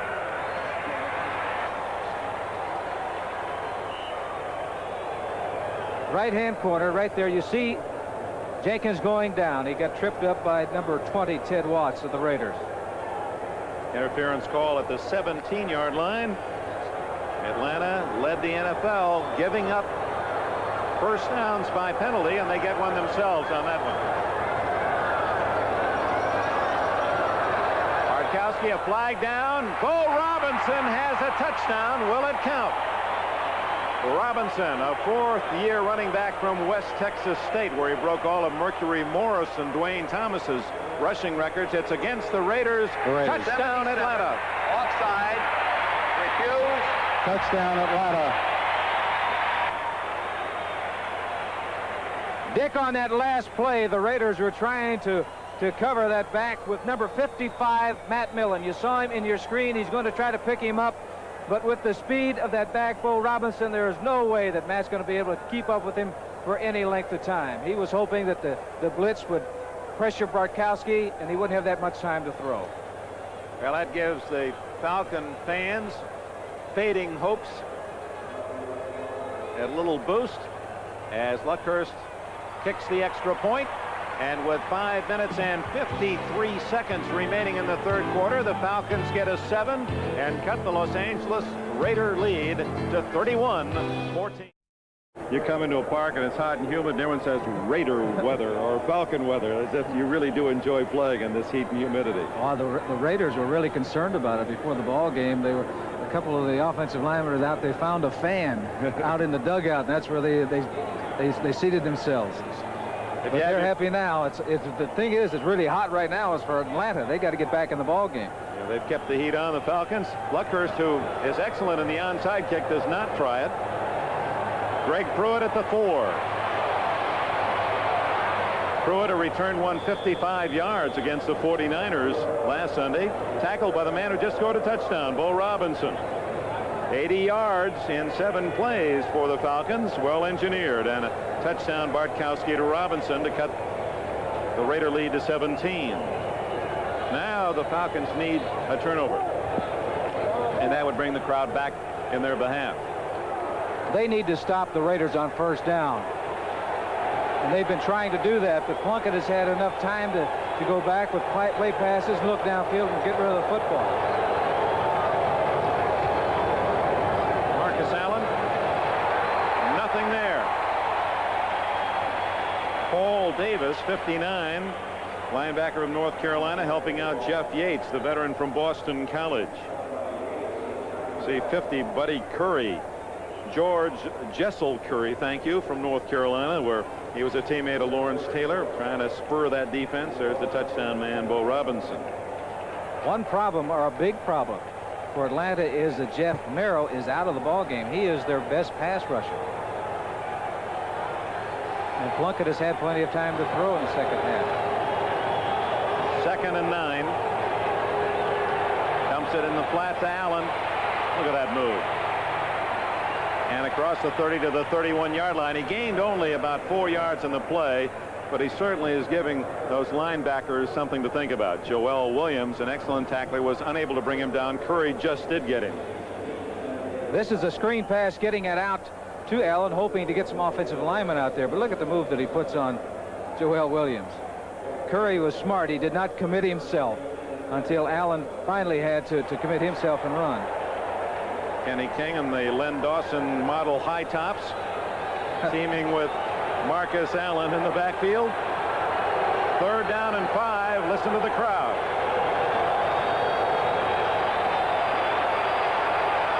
Wide open is Marcus Allen. And he's out to the 48-yard line and a 1st down before Butler and Glazebrook can collaborate on the stop. Marcus Allen was wide open coming out of that backfield. They were trying to defend against him with Bob Glazebrook.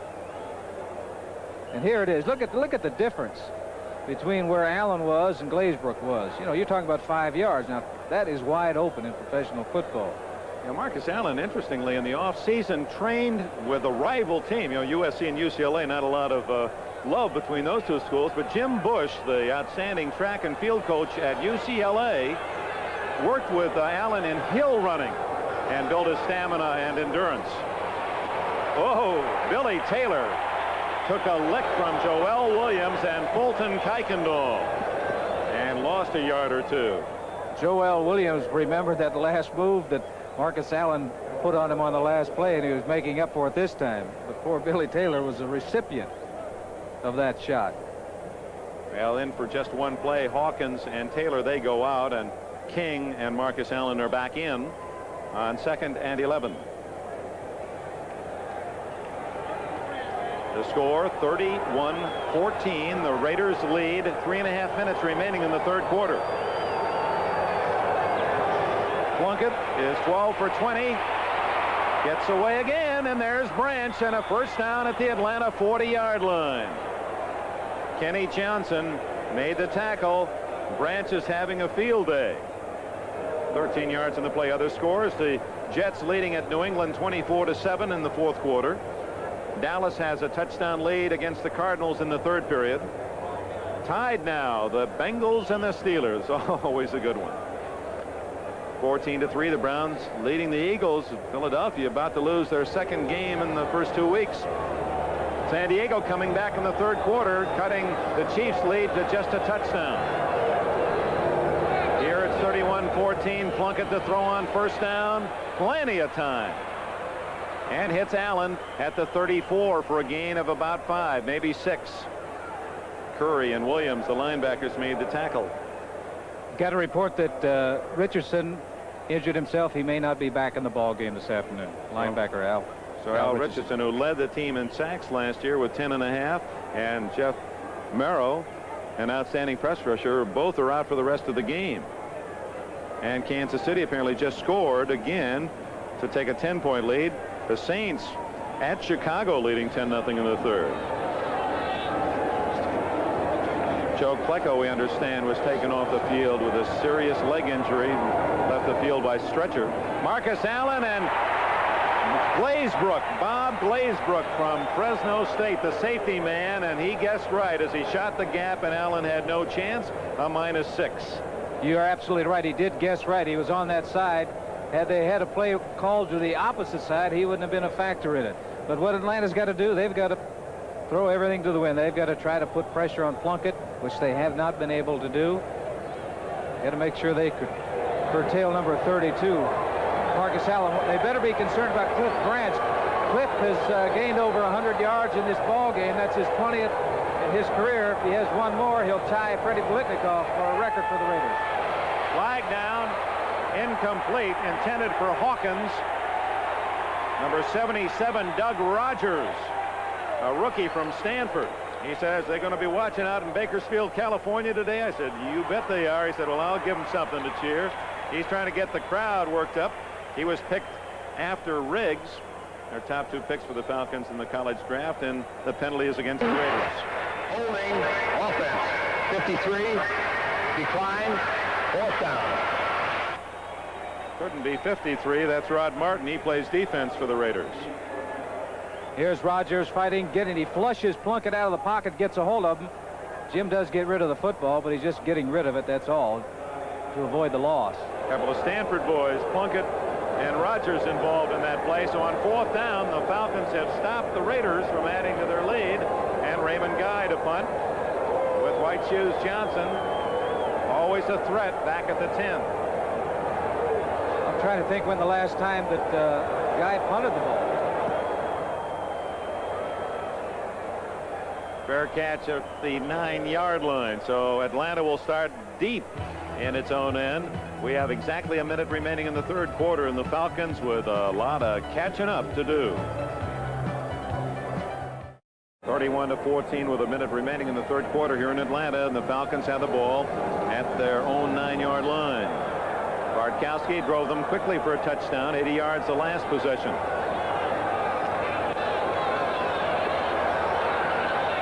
Complete to Alfred Jackson at the 26 and a first down. Lester Hayes, the defender for the Raiders. Well, just as Atlanta has lost 2 players, Richardson and Merrow, today, Dave Dalby will not return. An eye injury, was poked in the eye. And Dalby will not see any more action this afternoon. On that last pass play, Bartkowski had plenty of time to throw the ball, and Jackson was able to get Lester Hayes turned around, but showed me once again that Bartkowski really has a strong arm. 20 seconds left in the third quarter. The quick out almost received by Lehman Bennett, the head coach, who was a backup quarterback in his playing days at the University of Kentucky. Well, he claims to be the oldest ball boy, water boy in football, 53 going on 80. George Run Jones. And he just started to run too. He was in the roller derby 18 years with the San Francisco Bay Bombers. You remember him there. Used to follow those skaters. He was tough in the jams. Run Jones. He said, I want to say happy birthday to my daughter. I said, birthday today? He said, yeah, she's 4 1/2. I'm still trying to figure that one out. Intercepted by Ted Watts at the 49-yard line. Intended for Alfred Jackson. You saw Watts in a similar play in the first half. There you go, run. Ring the bell as the Raiders have it again. Here it is, the replay. Number 20, Watts. You may recall a while ago he got called for tripping. This time he has excellent position on Jackson. Comes up with a big interception for the Raiders. Jackson would have been better off playing defender himself and trying to knock that one away.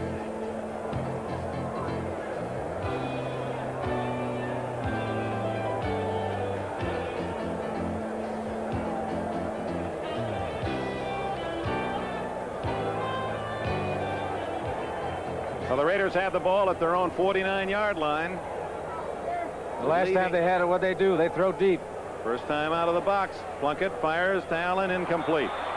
At the 45-yard line, that stops the clock with 2 seconds left in this third quarter. Bob Glazebrook on defense for Atlanta.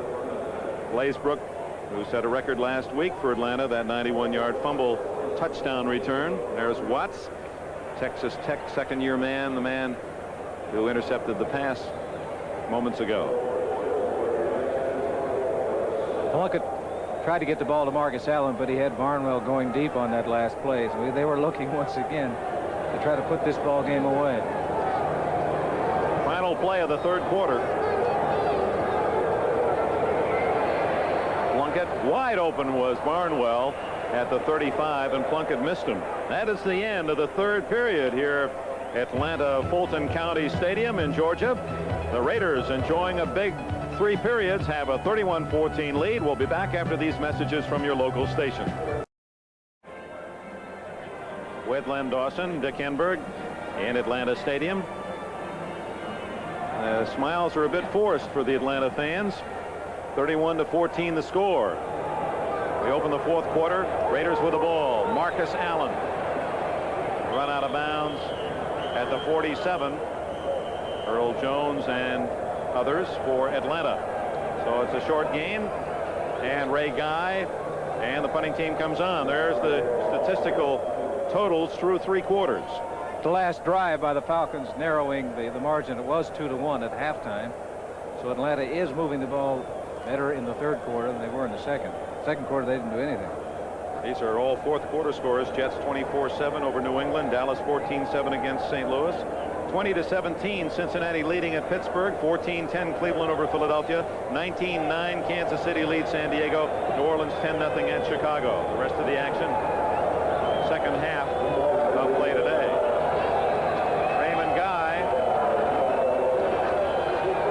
Clock is down to 4, 3, 2. They're going after it. Whoa. Flags are down. And the Raiders down the ball inside the 5-yard line. Billy Taylor, number 49, downfield for the Raiders. Guy complaining that he was run into. Jim Laughlin, 51, was in on the kicker. Maybe offsetting penalties, though. 51, defense running into the kicker. Offside on the defense. Replay. Had to be offside on the offense, not the defense. Number 51, Laughlin, was called for running into the kicker. Right there. Hunters always help them out, though. They go down very easily. You always have a feeling that if you were ever looking for somebody to fill the bill in the carnivals, you know, where you throw the baseball and dunk somebody, that those kickers would be perfect, wouldn't they?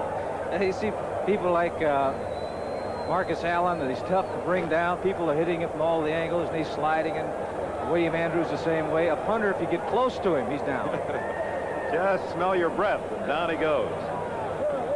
No Guy on the nullifying penalties. We'll kick it over again with White Shoes Johnson back at the 10. And Falcons have 10 men on the line. Flags are down again. And Guy roots one into the end zone. And we'll see. And we got some more scuffling going on. Boy, almost every special teams play. That's Bobby Butler, 23, and Frank Hawkins, 27.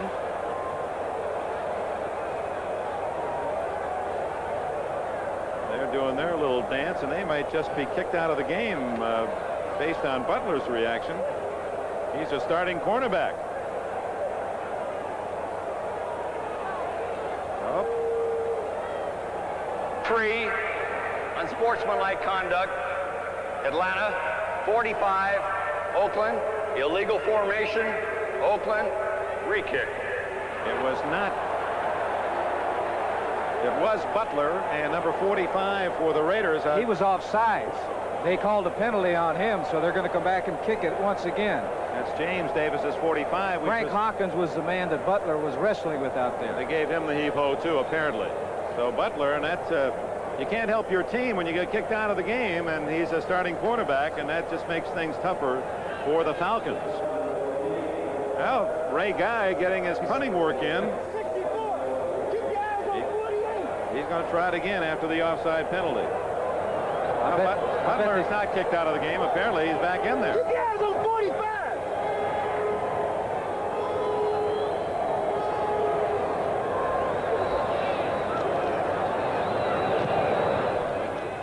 Another perfect spiral that's going to go into the end zone, but it was pretty to watch nevertheless. So the Falcons, and we have another push and shove match. And that one was short-lived. It was Jim Laughlin, Derek Jensen.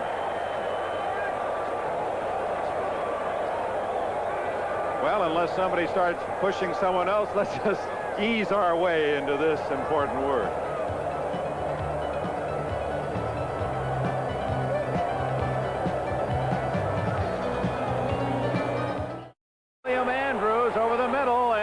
Fullback runs it 45 yards into Raider territory. Here it is again. The blitz is on. Barkowski stepping up and gets the ball to Andrews. A nice catch. Remember, he caught 81 passes, led the team last year, coming up with a big 45-yard play. Getting out of bounds. And for Atlanta, the people here wanted something to cheer about, and they got it.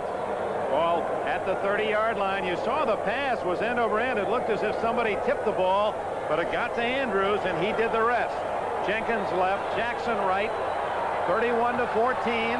Falcons trail, 13:45 left in the game.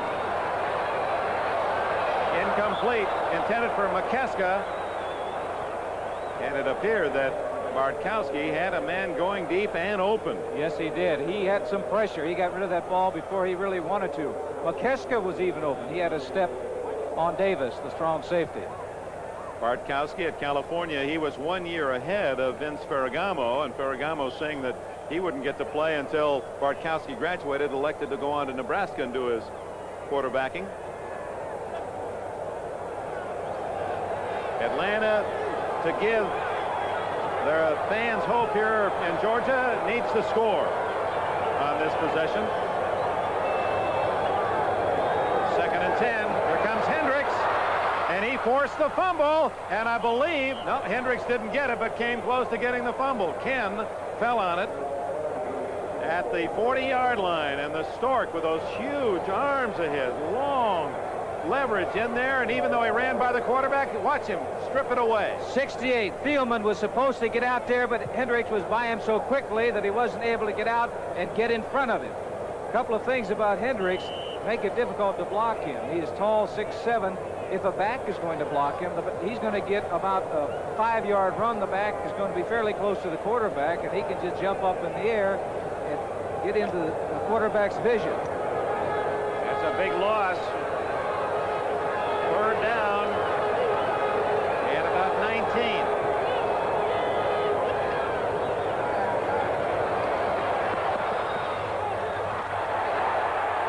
Jenkins and Watts were in a pushing match, and the official does not throw a flag, although Jenkins thought he was interfered. The official was standing right there. Here it is, Bartkowski going back to pass. 3rd and 19 to go on the play. 75, Howie Long put pretty good pressure on. Here it is. You're looking at it. Both of them struggling. Official ruling they both were going for the ball when the bump occurred. Well, 4th down, and you're trailing 31-14, even though it's 4th down and long. The Falcons are going to go for it. 12 minutes, 43 seconds left. Jackson 85 with Hodge 83 in the slot. Jenkins to the left.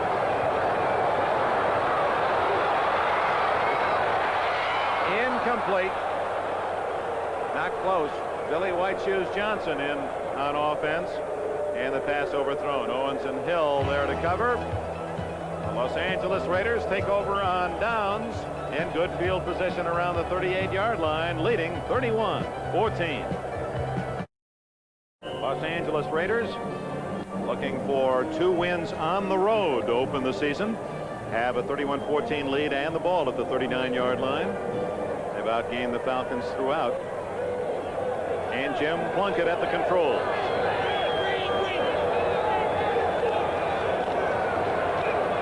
Barnwell has his 3rd catch and gets out to about the 46-yard line, a gain of 7. Bobby Butler, we thought had been ejected, was not, made the tackle. You know, I'd like to go back. Remember the first long pass that Plunkett threw back in the 1st quarter to Cliff Branch? He didn't complete it, but I think that set the tempo of what they wanted to do. And also, I said, it puts in the minds of those defensive halfbacks, those cornerbacks, they're saying, hey, they think they can beat me deep, so I'm going to give them room. So they give them room and they throw in front of them. When they start coming up, then you throw behind it. And that's what's happening out there this afternoon for Atlanta. Yeah, Plunkett has orchestrated it beautifully. 2nd and 3. And he's going long for Branch. Nice defense by Kenny Johnson. No flag. He came almost up with the ball as well. As he bounced to the turf, the ball was right there. The blitz was on that time. Plunkett was just going up top. There was man-to-man coverage. You can see stride for stride there. 37 is Johnson.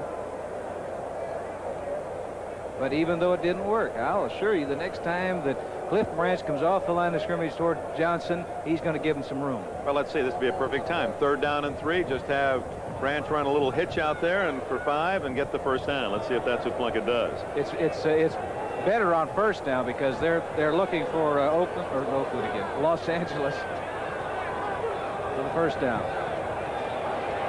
Plunkett going for Christensen. Incomplete at the 25 as Plunkett had to hurry his throw under pressure. So the Falcon defense does the job, and Atlanta will get the ball back, and not much time used by the Raiders, which is a little surprising with a 31-14 lead, Lynn.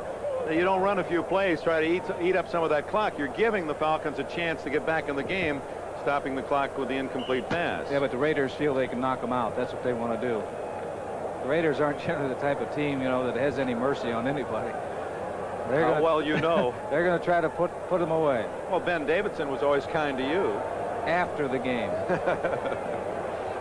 Johnson at the 10-yard line, guy to kick.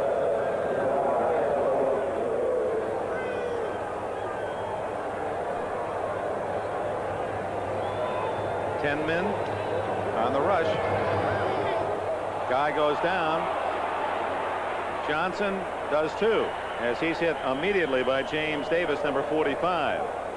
The flag was not thrown for running into the kicker, although Guy thought he had been hit. It was thrown by the linesman. I believe someone was offside. Ineligible or illegal man downfield. One is Ineligible man downfield on the kicking team. Refused. Timeout. Raymond Guy, feeling that he should get a penalty for the contact here, did not. We have a timeout. The Falcons looking for a quick score to get back in the game with 11.5 minutes, not 1.5, but 11.5 minutes remaining. And they trail 31-14. They need something big. Bartkowski in search. Goes underneath to Riggs. And the rookie from Arizona State is stopped at the 20-yard line. It'll be 2nd down and 5. Matt Millen made the play.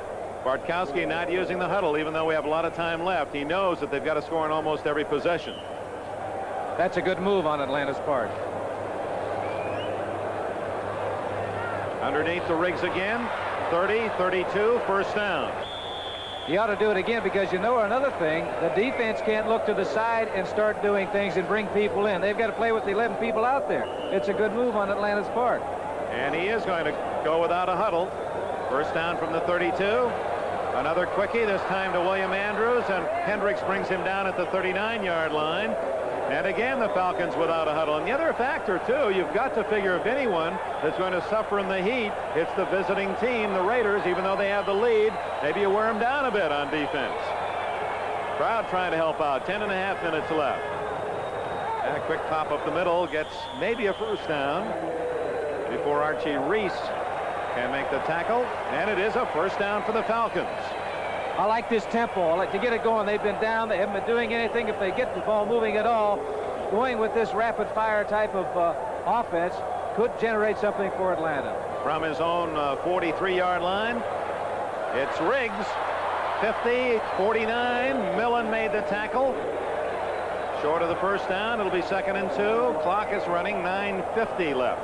What Atlanta has to do, though, they have to have fresh receivers there all the time because what is happening, their wide receivers are clearing out for those backs underneath. Jackson is coming out of the ball game. He better hurry or he's going to be on the field and there'll be 12 men. Willie Curran, a rookie from UCLA, has replaced him. Bartkowski lined up under the guard. Open is Jenkins, but he can't catch it in bounds. He was out of bounds. Mike Davis on the coverage. So Bartkowski, thinking about so many things, was trying to take the snap from his guard. Well, you've done that. I've done it. And the guard would look around at you and say, what are you doing? Get off my back. Look at him. He's not. He's. look at there. Thielman says, "What's going on?" Oh, don't touch me unless you love me. Your hands are rough. Those guys jump offside. Oh my. That was no trick play, that's for sure. Well, at least the Falcons get to take a deep breath now with the incomplete pass stopping the clock. 9.5 minutes left.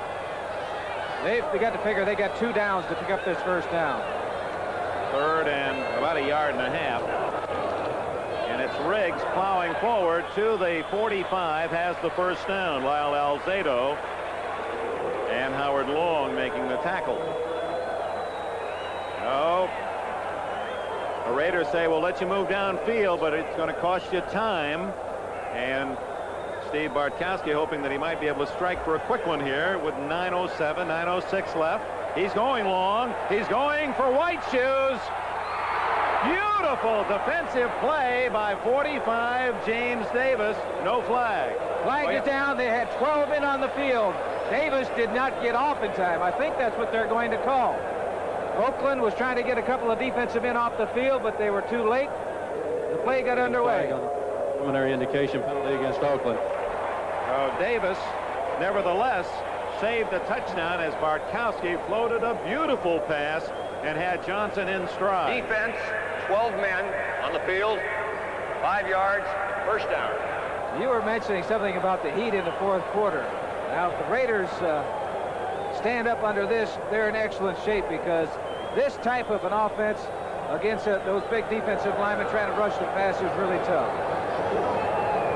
Raiders with an 8-man front, 9-man front. Bartkowski drills it to Jenkins. Incomplete. Once Jenkins was juggling the ball, it was okay for Davis to reach and grab the jersey. And Davis, who is a 5th-round pick last year, did not play all last year with an injury, doing a good job out there. They're all coming. Hendricks coming in there. He's blocked by Robinson. The ball is on its way before the receiver turned around. But right now, he's strip him of the football because he got his hands on it. Well, Al Davis, he must like the name. He's got 3 Davises on this roster. Bruce Davis, the starting tackle. James Davis, who's now playing at one of the corners. Mike Davis. And Mike Davis, the safety man. He had Clarence Davis for many years, the running back. Bartkowski going deep. And Floyd Hodge can't quite come up with it. The play was made by Kenny Hill and Ted Watts. Fans wanted interference, but they're getting his 3rd down and 5. This is really a test on the receivers and the defensive backs, because they're going deep on every play. Looked as if Watts might have gotten away with a little early bump. 40-yard line, Raider territory, 8 minutes and 46 seconds remaining. The Falcons trying to play catch-up, trail 31-14. 3rd and 5.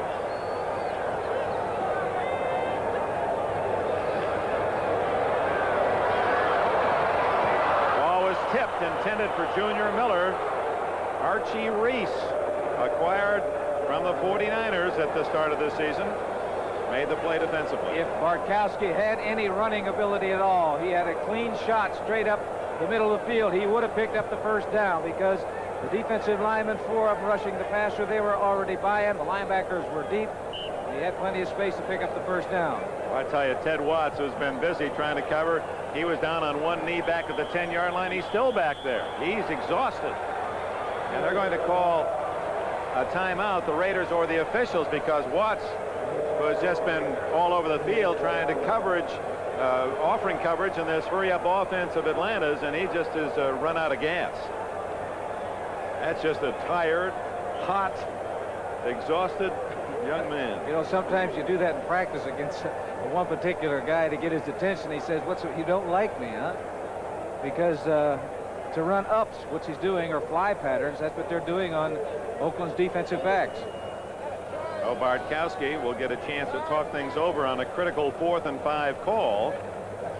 And Tom Flores will set his defense. Now, without breaking the action, 8 minutes and 41 seconds left here at Atlanta Stadium, where the Raiders are in control, 31-14. Most important number, the one at the top of your screen, 8:41 left. On 4th and 5, Atlanta almost has to make a first down here, or the Raiders should chew it up. Bartkowski needs 5 for the first down. He won't get it, and the Raiders take over on downs for the 2nd straight possession. Atlanta able to move the ball into Los Angeles half of the field, only to have the drive stopped by good defense. Alfred Jackson doesn't get up. T. Gamely went for that pass. He took a pretty good shot when he was leaping in the air trying to get a hold of that football. Burgess Owens on the coverage for the Raiders. So the Raiders take over on downs out at the Los Angeles 40-yard line. And while they attend to Alfred Jackson, let's run down all the scores for you. The early games played today. That's a final. First in. The Jets come back from their loss a week ago to Miami to beat New England in the Patriots part of the country. Dallas apparently will beat St. Louis. That score in the fourth quarter, 24-7. In overtime, the Bengals and the Steelers tied at 20. Philadelphia has gained the lead against Cleveland, 17-14 in the fourth period. Late in the fourth quarter, San Diego is pulled within a touchdown at Kansas City, 19-12. New Orleans trying to embarrass Chicago on the Bears home field, 10-0 Saints in the fourth quarter. Baseball scores. She apparently likes the Atlanta Braves. You know, she smiled as soon as I said baseball. Chicago and Montreal tied at 5 in the seventh. Pittsburgh trying to pinch Philadelphia's hopes, 7-1 in the fourth. Atlanta beating Cincinnati in the fifth, 5-1. Houston at Los Angeles. San Diego, San Francisco. Those games will be starting shortly. American League, Milwaukee beating the Yankees 5-1 in the fifth. Boston 2-1 against Detroit in the seventh. Cleveland, Baltimore later.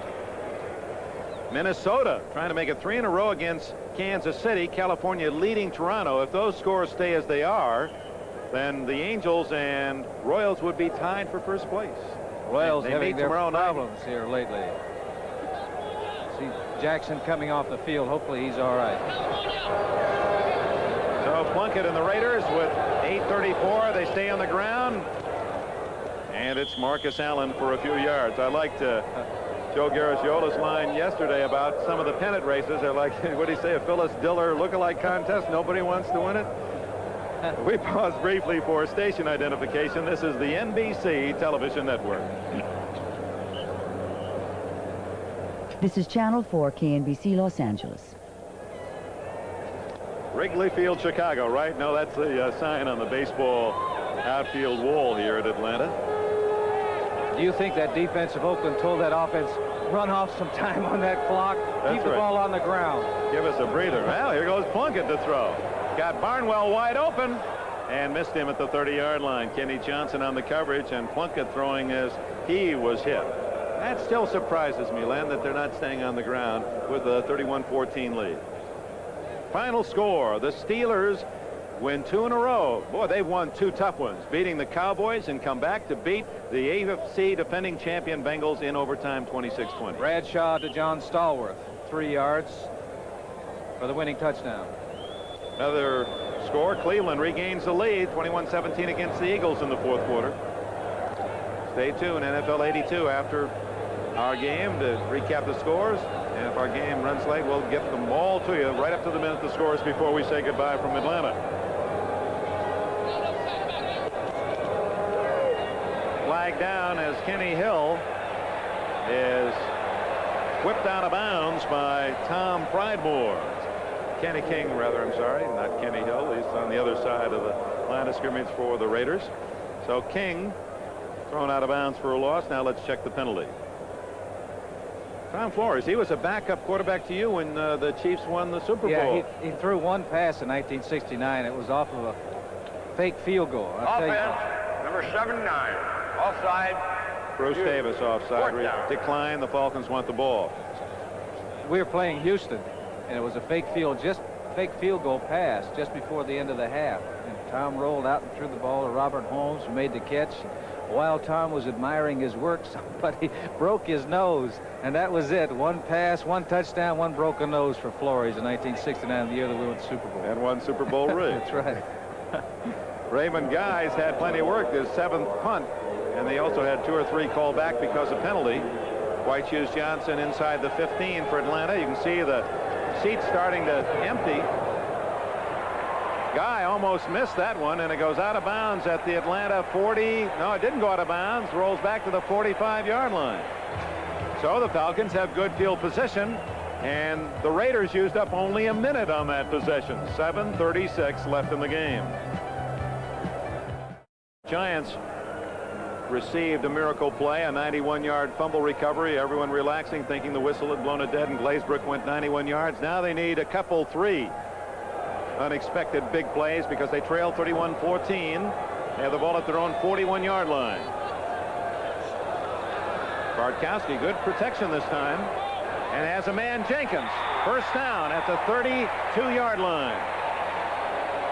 Alfred Jenkins His consecutive game streak is up to 91 in a row, catching a pass. Bartkowski had time to throw. That's the reason it worked, because it was this crossing pattern. Took time to develop. 26 yards, first down. You're talking about the big plays.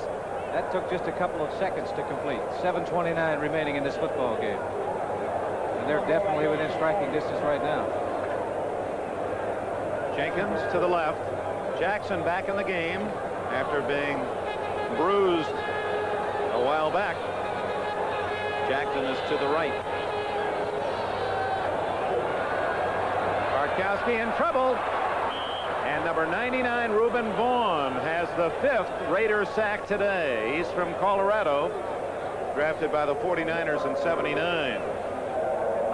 Now you can credit that defensive secondary of the Raiders, because Bartkowski had a lot of time to get rid of the football. He pumped once, started to move. His problem was he couldn't find anybody open. But what he should do is get rid of it. Just throw it up, out of bounds, up in the seat someplace. Bartkowski has thrown 47 passes in this game, completing 28 for 311 yards. There are his numbers. He's been busy, but he has only 14 points. Has the man open. Oh, what a catch by Junior Miller. Down at the 27-yard line, Miller's second catch. He had to leave his feet to spear that one. Short of the first down, however. That's why I said on the last play to Bartkowski, you got to know when to get rid of the football. Here it is. An outstanding catch by Junior Miller. He's come up with a couple of clutch catches in this ball game this afternoon. 3rd and 4. Quickie. Is that a catch? Apparently No. not. Incomplete is the call. Raiders got the football, Lester Hayes, but Jackson did not appear to have possession. I don't believe he did. You see all the blue, that symbolic of those fans who became disgusted much earlier and left. And we'd say that Atlanta Stadium's only about half full at the moment. 60,000 seats and sold out, although 54,774 the official attendance, with some 5,000 not coming to the game today. Bartkowski again looks at 4th and 4. This is the 3rd time he's been in Raider territory. He ran out of downs the last 2. 6:21 left in the game. Flag is down. And so is Bartkowski. Back at the 39-yard line as number 74, Archie Reese, has the sack. Now let's check the penalty flag.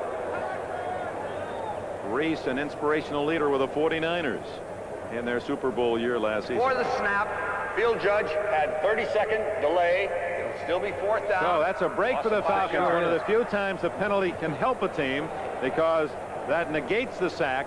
No play on the 32nd call. 5 yards against the Falcons. It'll be 4th and 9, and Bartkowski will get another shot at it. How times changed. They had the no huddle offense where they were taking very little time to get the play off.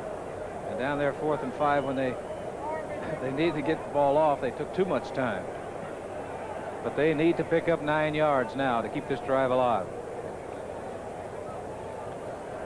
And this could be a record tying pass attempt by Bartkowski. The Atlanta record is 50, and he has 49 going into this play.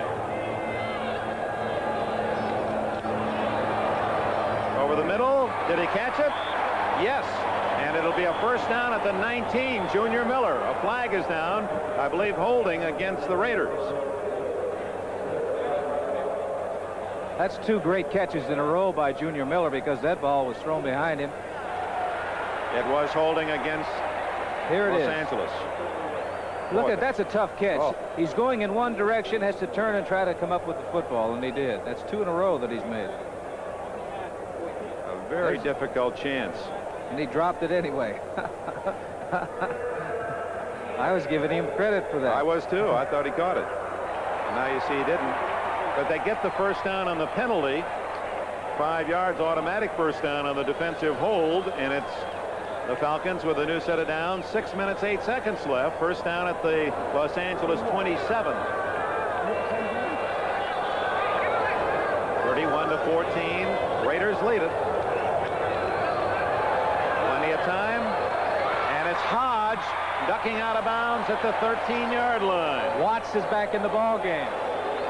Lloyd Hodge from Utah. He was a quarterback until his senior year. Didn't play last year with a knee injury. And he's made a couple nice catches today. I don't know if we've mentioned that Ted Watts is back in the ball game, but this is the area that the pass was caught. Good throw by Bartkowski, right on the number. Hodge going out of bounds, making the catch in front of Ted Watts. 6 minutes and 3 seconds. Nice even numbers for Bartkowski, 30 for 50. His next pass will set a record. Riggs, knife down. A sharp tackle at the 10-yard line by Dave Browning, number 73 from Washington. The most passes completed in a game, Bartkowski 33, and he's closing in on that record. He has 30 so far today. Make that 31 for the last catch by Hodge.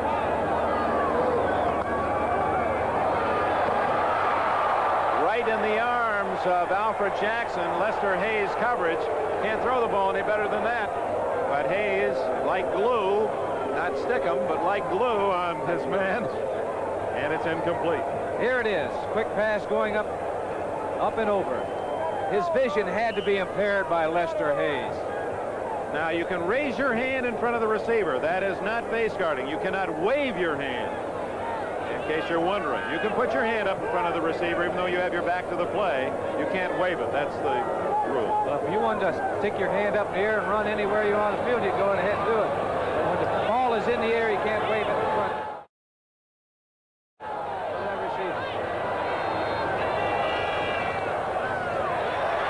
On the blitz, Bartkowski fumbles. It's a live play. This could be a touchdown for Archie Reese. He's going to go all the way for a Raiders score. Jeff Barnes is the man who made the play, number 56.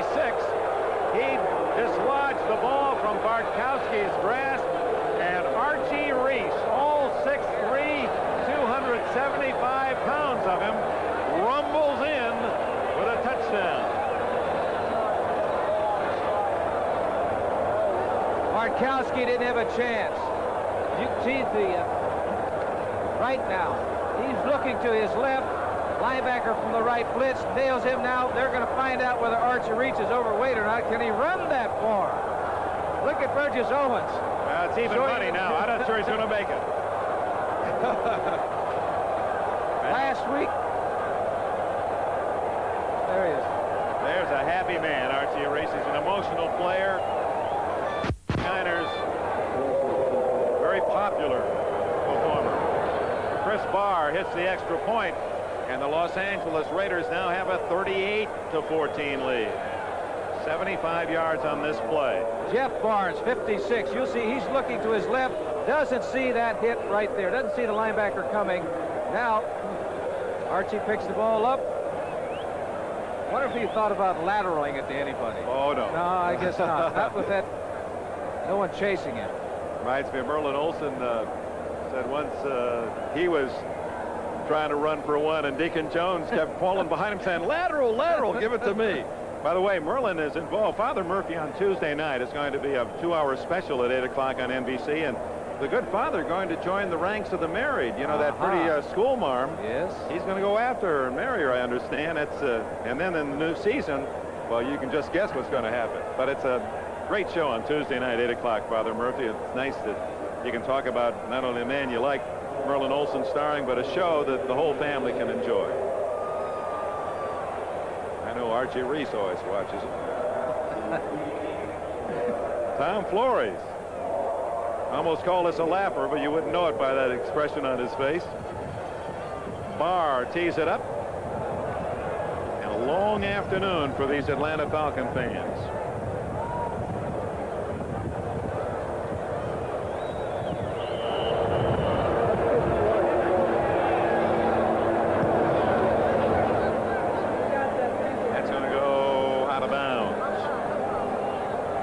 Cutting that one a bit too thin. Final scores today. Let's run down the scoreboard. National Football League, the Jets are winners, 31-7. Both those teams now 1-1. Dallas gets its first win, beating the Cardinals 24-7. Pittsburgh 2-0, and they've beaten two top opponents, the Cowboys and the Bengals. Overtime win for the Steelers. The Eagles come from behind and win it at the bell, 24-21 against the Browns. Upset, Kansas City at home over San Diego, 19-12.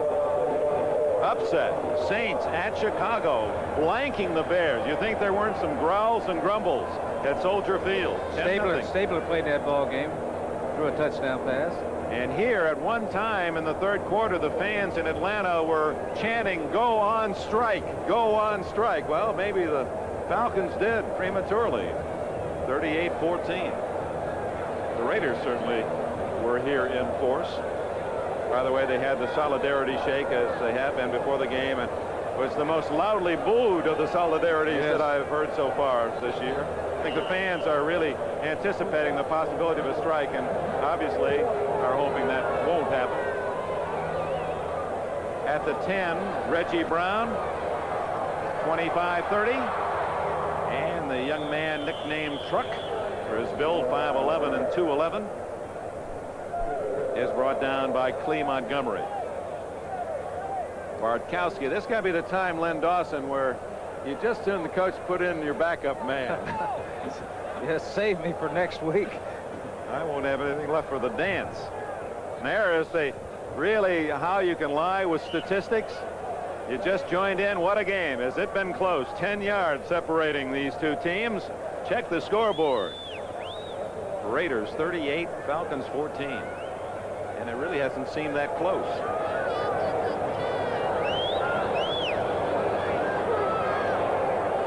Kane gets about 10 yards, and that just about ties up the yardage totals. Millen and Nelson make the tackle. And the big question now, will this quarter ever end?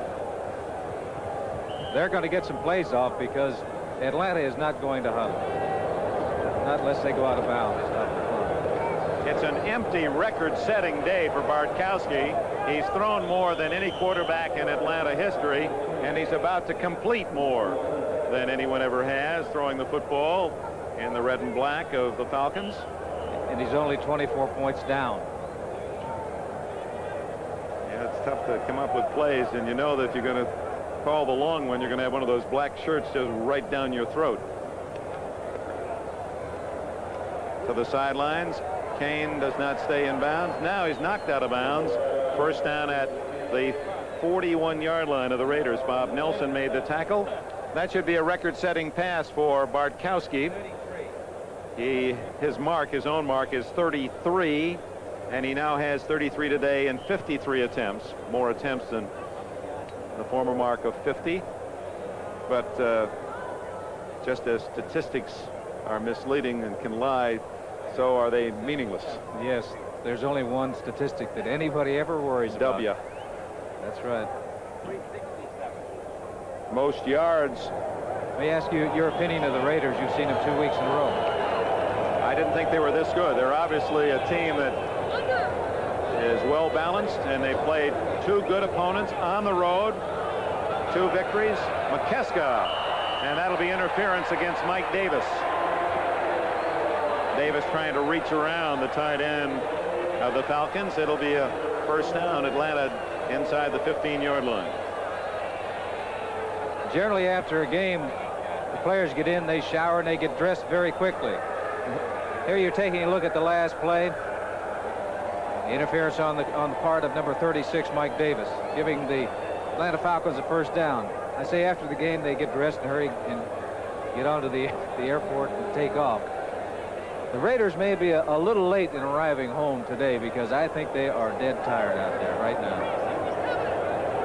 Well, they don't even get a chance to go home. They have to go back to Oakland where they practice. Home is Los Angeles. Junior Miller to the 5-yard line. It'll be second down and short. As we said last week, when they were playing in San Francisco, they took the bus for a road game. They have to fly down to their home games in the Coliseum. They'll be training in the Alameda area, the Oakland Coliseum area, until late October, when their new training facilities in El Segundo, California. They bought a junior high school there in El Segundo, much as the Rams have done in Orange County, and they'll use that as their headquarters, their training camp, but it won't be ready for another month or so. Kane is not able to pick up the touchdown. Oh, please. And please. As they stop him at about the 3-yard line. Hey, all right. Jack Squirek makes the play. The numbers on Bartkowski and Plunkett. Plunkett has had a fine day. He has indeed. 2 TDs, no interceptions. 54 times. When you have to go back and fire that ball 54 times, you're in trouble. Over what number? I mean, if you were just going to say, not looking at any of the scores, you look at attempts, where would you start to say that team probably lost? I would say, you know, the Raiders statistics, 29 attempts. Today. Now, if you're talking about 10 years ago when the running game was more established and the rules didn't help the pass game like they do now, but I would say when you're getting over 30 attempts, generally you might be in trouble. Yeah. Bartkowski short of the first down, 3rd and inches at the 3-yard line. That's the first down, but not a touchdown, as Andrews, following the block of Kane, 1st and goal at the 1-yard line. Matt Millen makes the tackle for the Raiders. John Gonzalez has been our director today. Mr. Rollo, our producer. We want to thank our spotters, Joel Alderman and Tim Cambias. Boyd Odom for his assistance in the booth. Joe Costanza, he gets anything over 50 passes, he gets a bonus. He's going to really be happy with this one. Andrews, door slammed on him as Burgess Owens came up from the secondary to make the hit. A flag is down. Clock shows 2:50. Is that the time of day, or that's the time remaining? AM or PM? 2:50 and counting down. The last time we showed. Offside, still first down.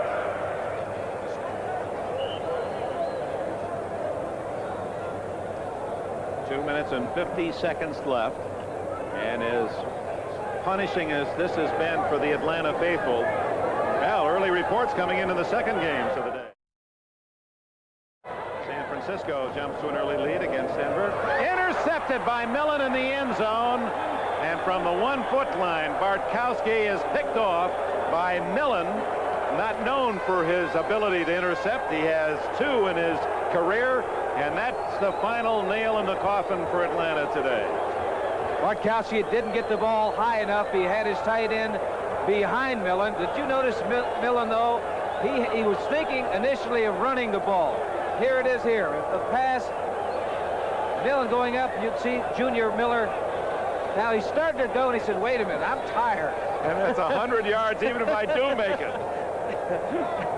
Bartkowski, and that facial expression tells it all. 34 for 375 yards throwing the ball, and you're down 24 points.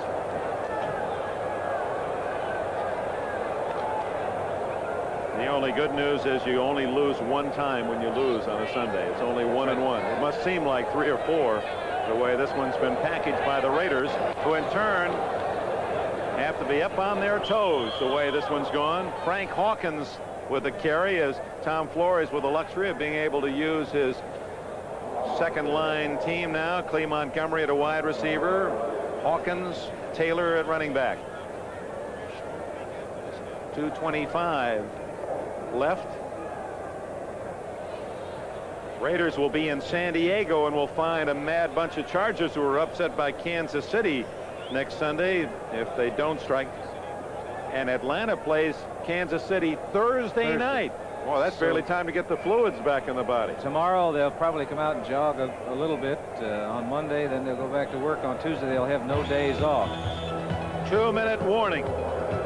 The Blues have beaten the Reds. More empties than full seats at Atlanta Stadium, where it's been all Los Angeles. Here's another fantastic finish.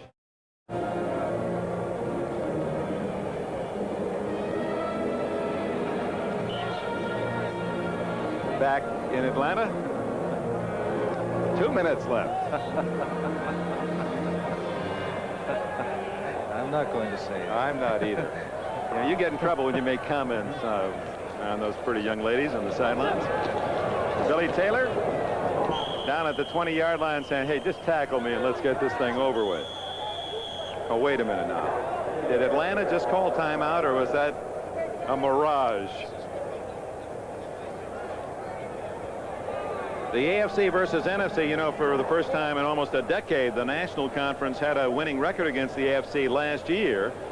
But with this score, it'll be 4-1 AFC out of the gates in 1982. And this team, as we said at the very top of the telecast, the Raiders have been the very best in intra-conference play. They started today 30-9 against the AFC. I want to make a comment about George Anderson. Oh, yes, the George, trainer. the trainer of the Raiders. Ever since the Raiders organized 23 years ago, I believe, he has been their trainer, and he missed his first game a week ago because of he's been in the hospital with an ailment, and we wish him well. I know he's watching the game. But let me tell you about trainers. You know who's going to be the most important man after this game? The trainer, because he has to piece these people back together and get them ready for another ball game, particularly for Atlanta. Even Run is going to have to get pumped up a little after this one. He's lost about 8 pounds. Tighten up that old belt buckle. I'd like to pass along the twos. You know, he's watching in traction. Matuzak, John Matuzak. Here are the finals, 31-7. Jets win. Dallas wins 24-7. For those of you who just joined us, overtime final, the Steelers beating the Bengals 26-20. The Eagles, that's a big win for the team of Vermeil, 24-21, coming from behind Kansas City. An upset win over the Chargers, 19-12. And here's 38-14, the Raiders. And Plunkett throwing. And completing. Todd Christensen, tackled by Tim Laughlin, number 51, and a flag is down back where Plunkett threw the ball. The Saints, Bum Phillips throwing a whitewash at the Bears in Chicago.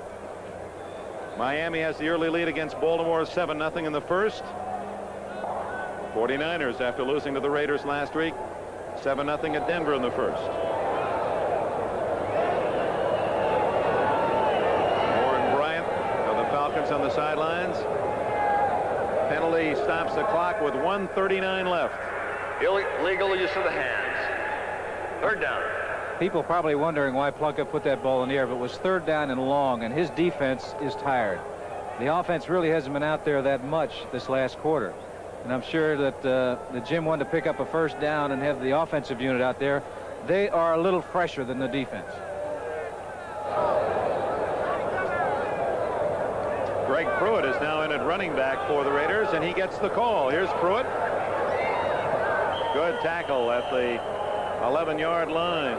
Number 34, Blaine Geisen from the University of Hawaii made the play, and the Falcons call time. Well, I mean, can't fault them for spirit. That has to be the definition of an optimist that calls timeout with 1:27 left, the other team with the ball, and you're trailing 38-14. And the coach sends you in there. His quarterback says, get in there and win it. You know the guy that really is my all-time optimist, though? My all-time optimist is that fella from Texas that went to Las Vegas, was it last year, with 2 suitcases, and in one suitcase he had $750,000 full of cash. And the other was an empty suitcase so he could take home the $750 he was going to win, and did. Bet one bet and won it all. Took home 2 suitcases. Now that's my all-time optimist. He captains my team.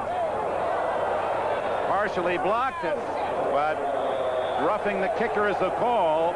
And here's where you hope that Guy's all right. He took quite a blow. But he's tough, former safety at Southern Mississippi. He's mad about that this late in the game. What are you trying to prove, he says. Well,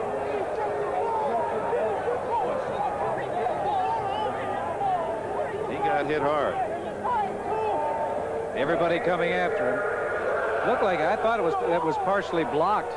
I went in there. I thought that was Johnson that Kent Johnson that hit Guy.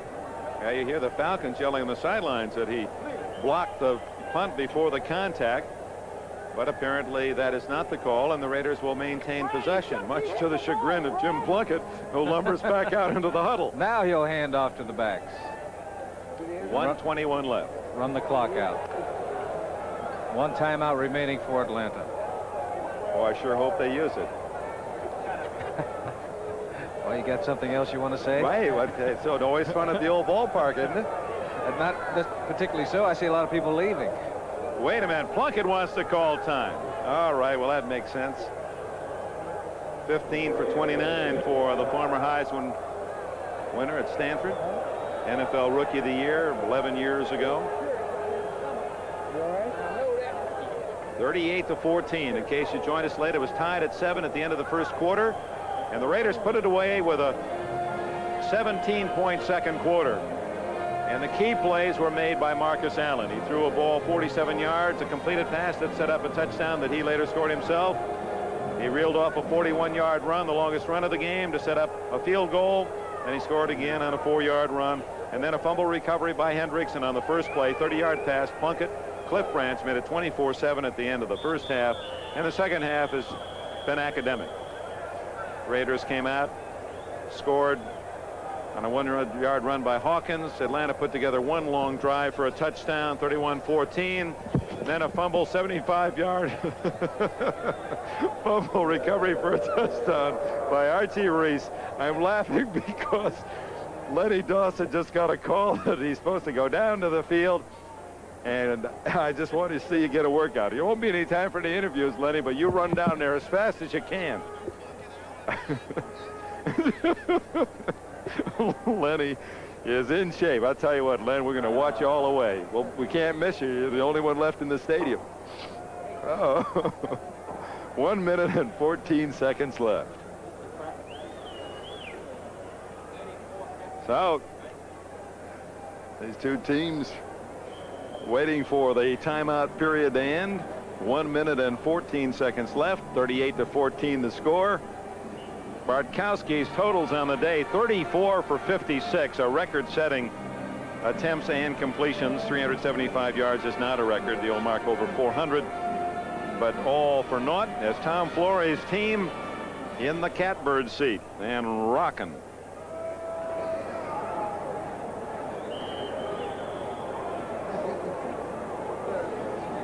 .108, and clock is finally running.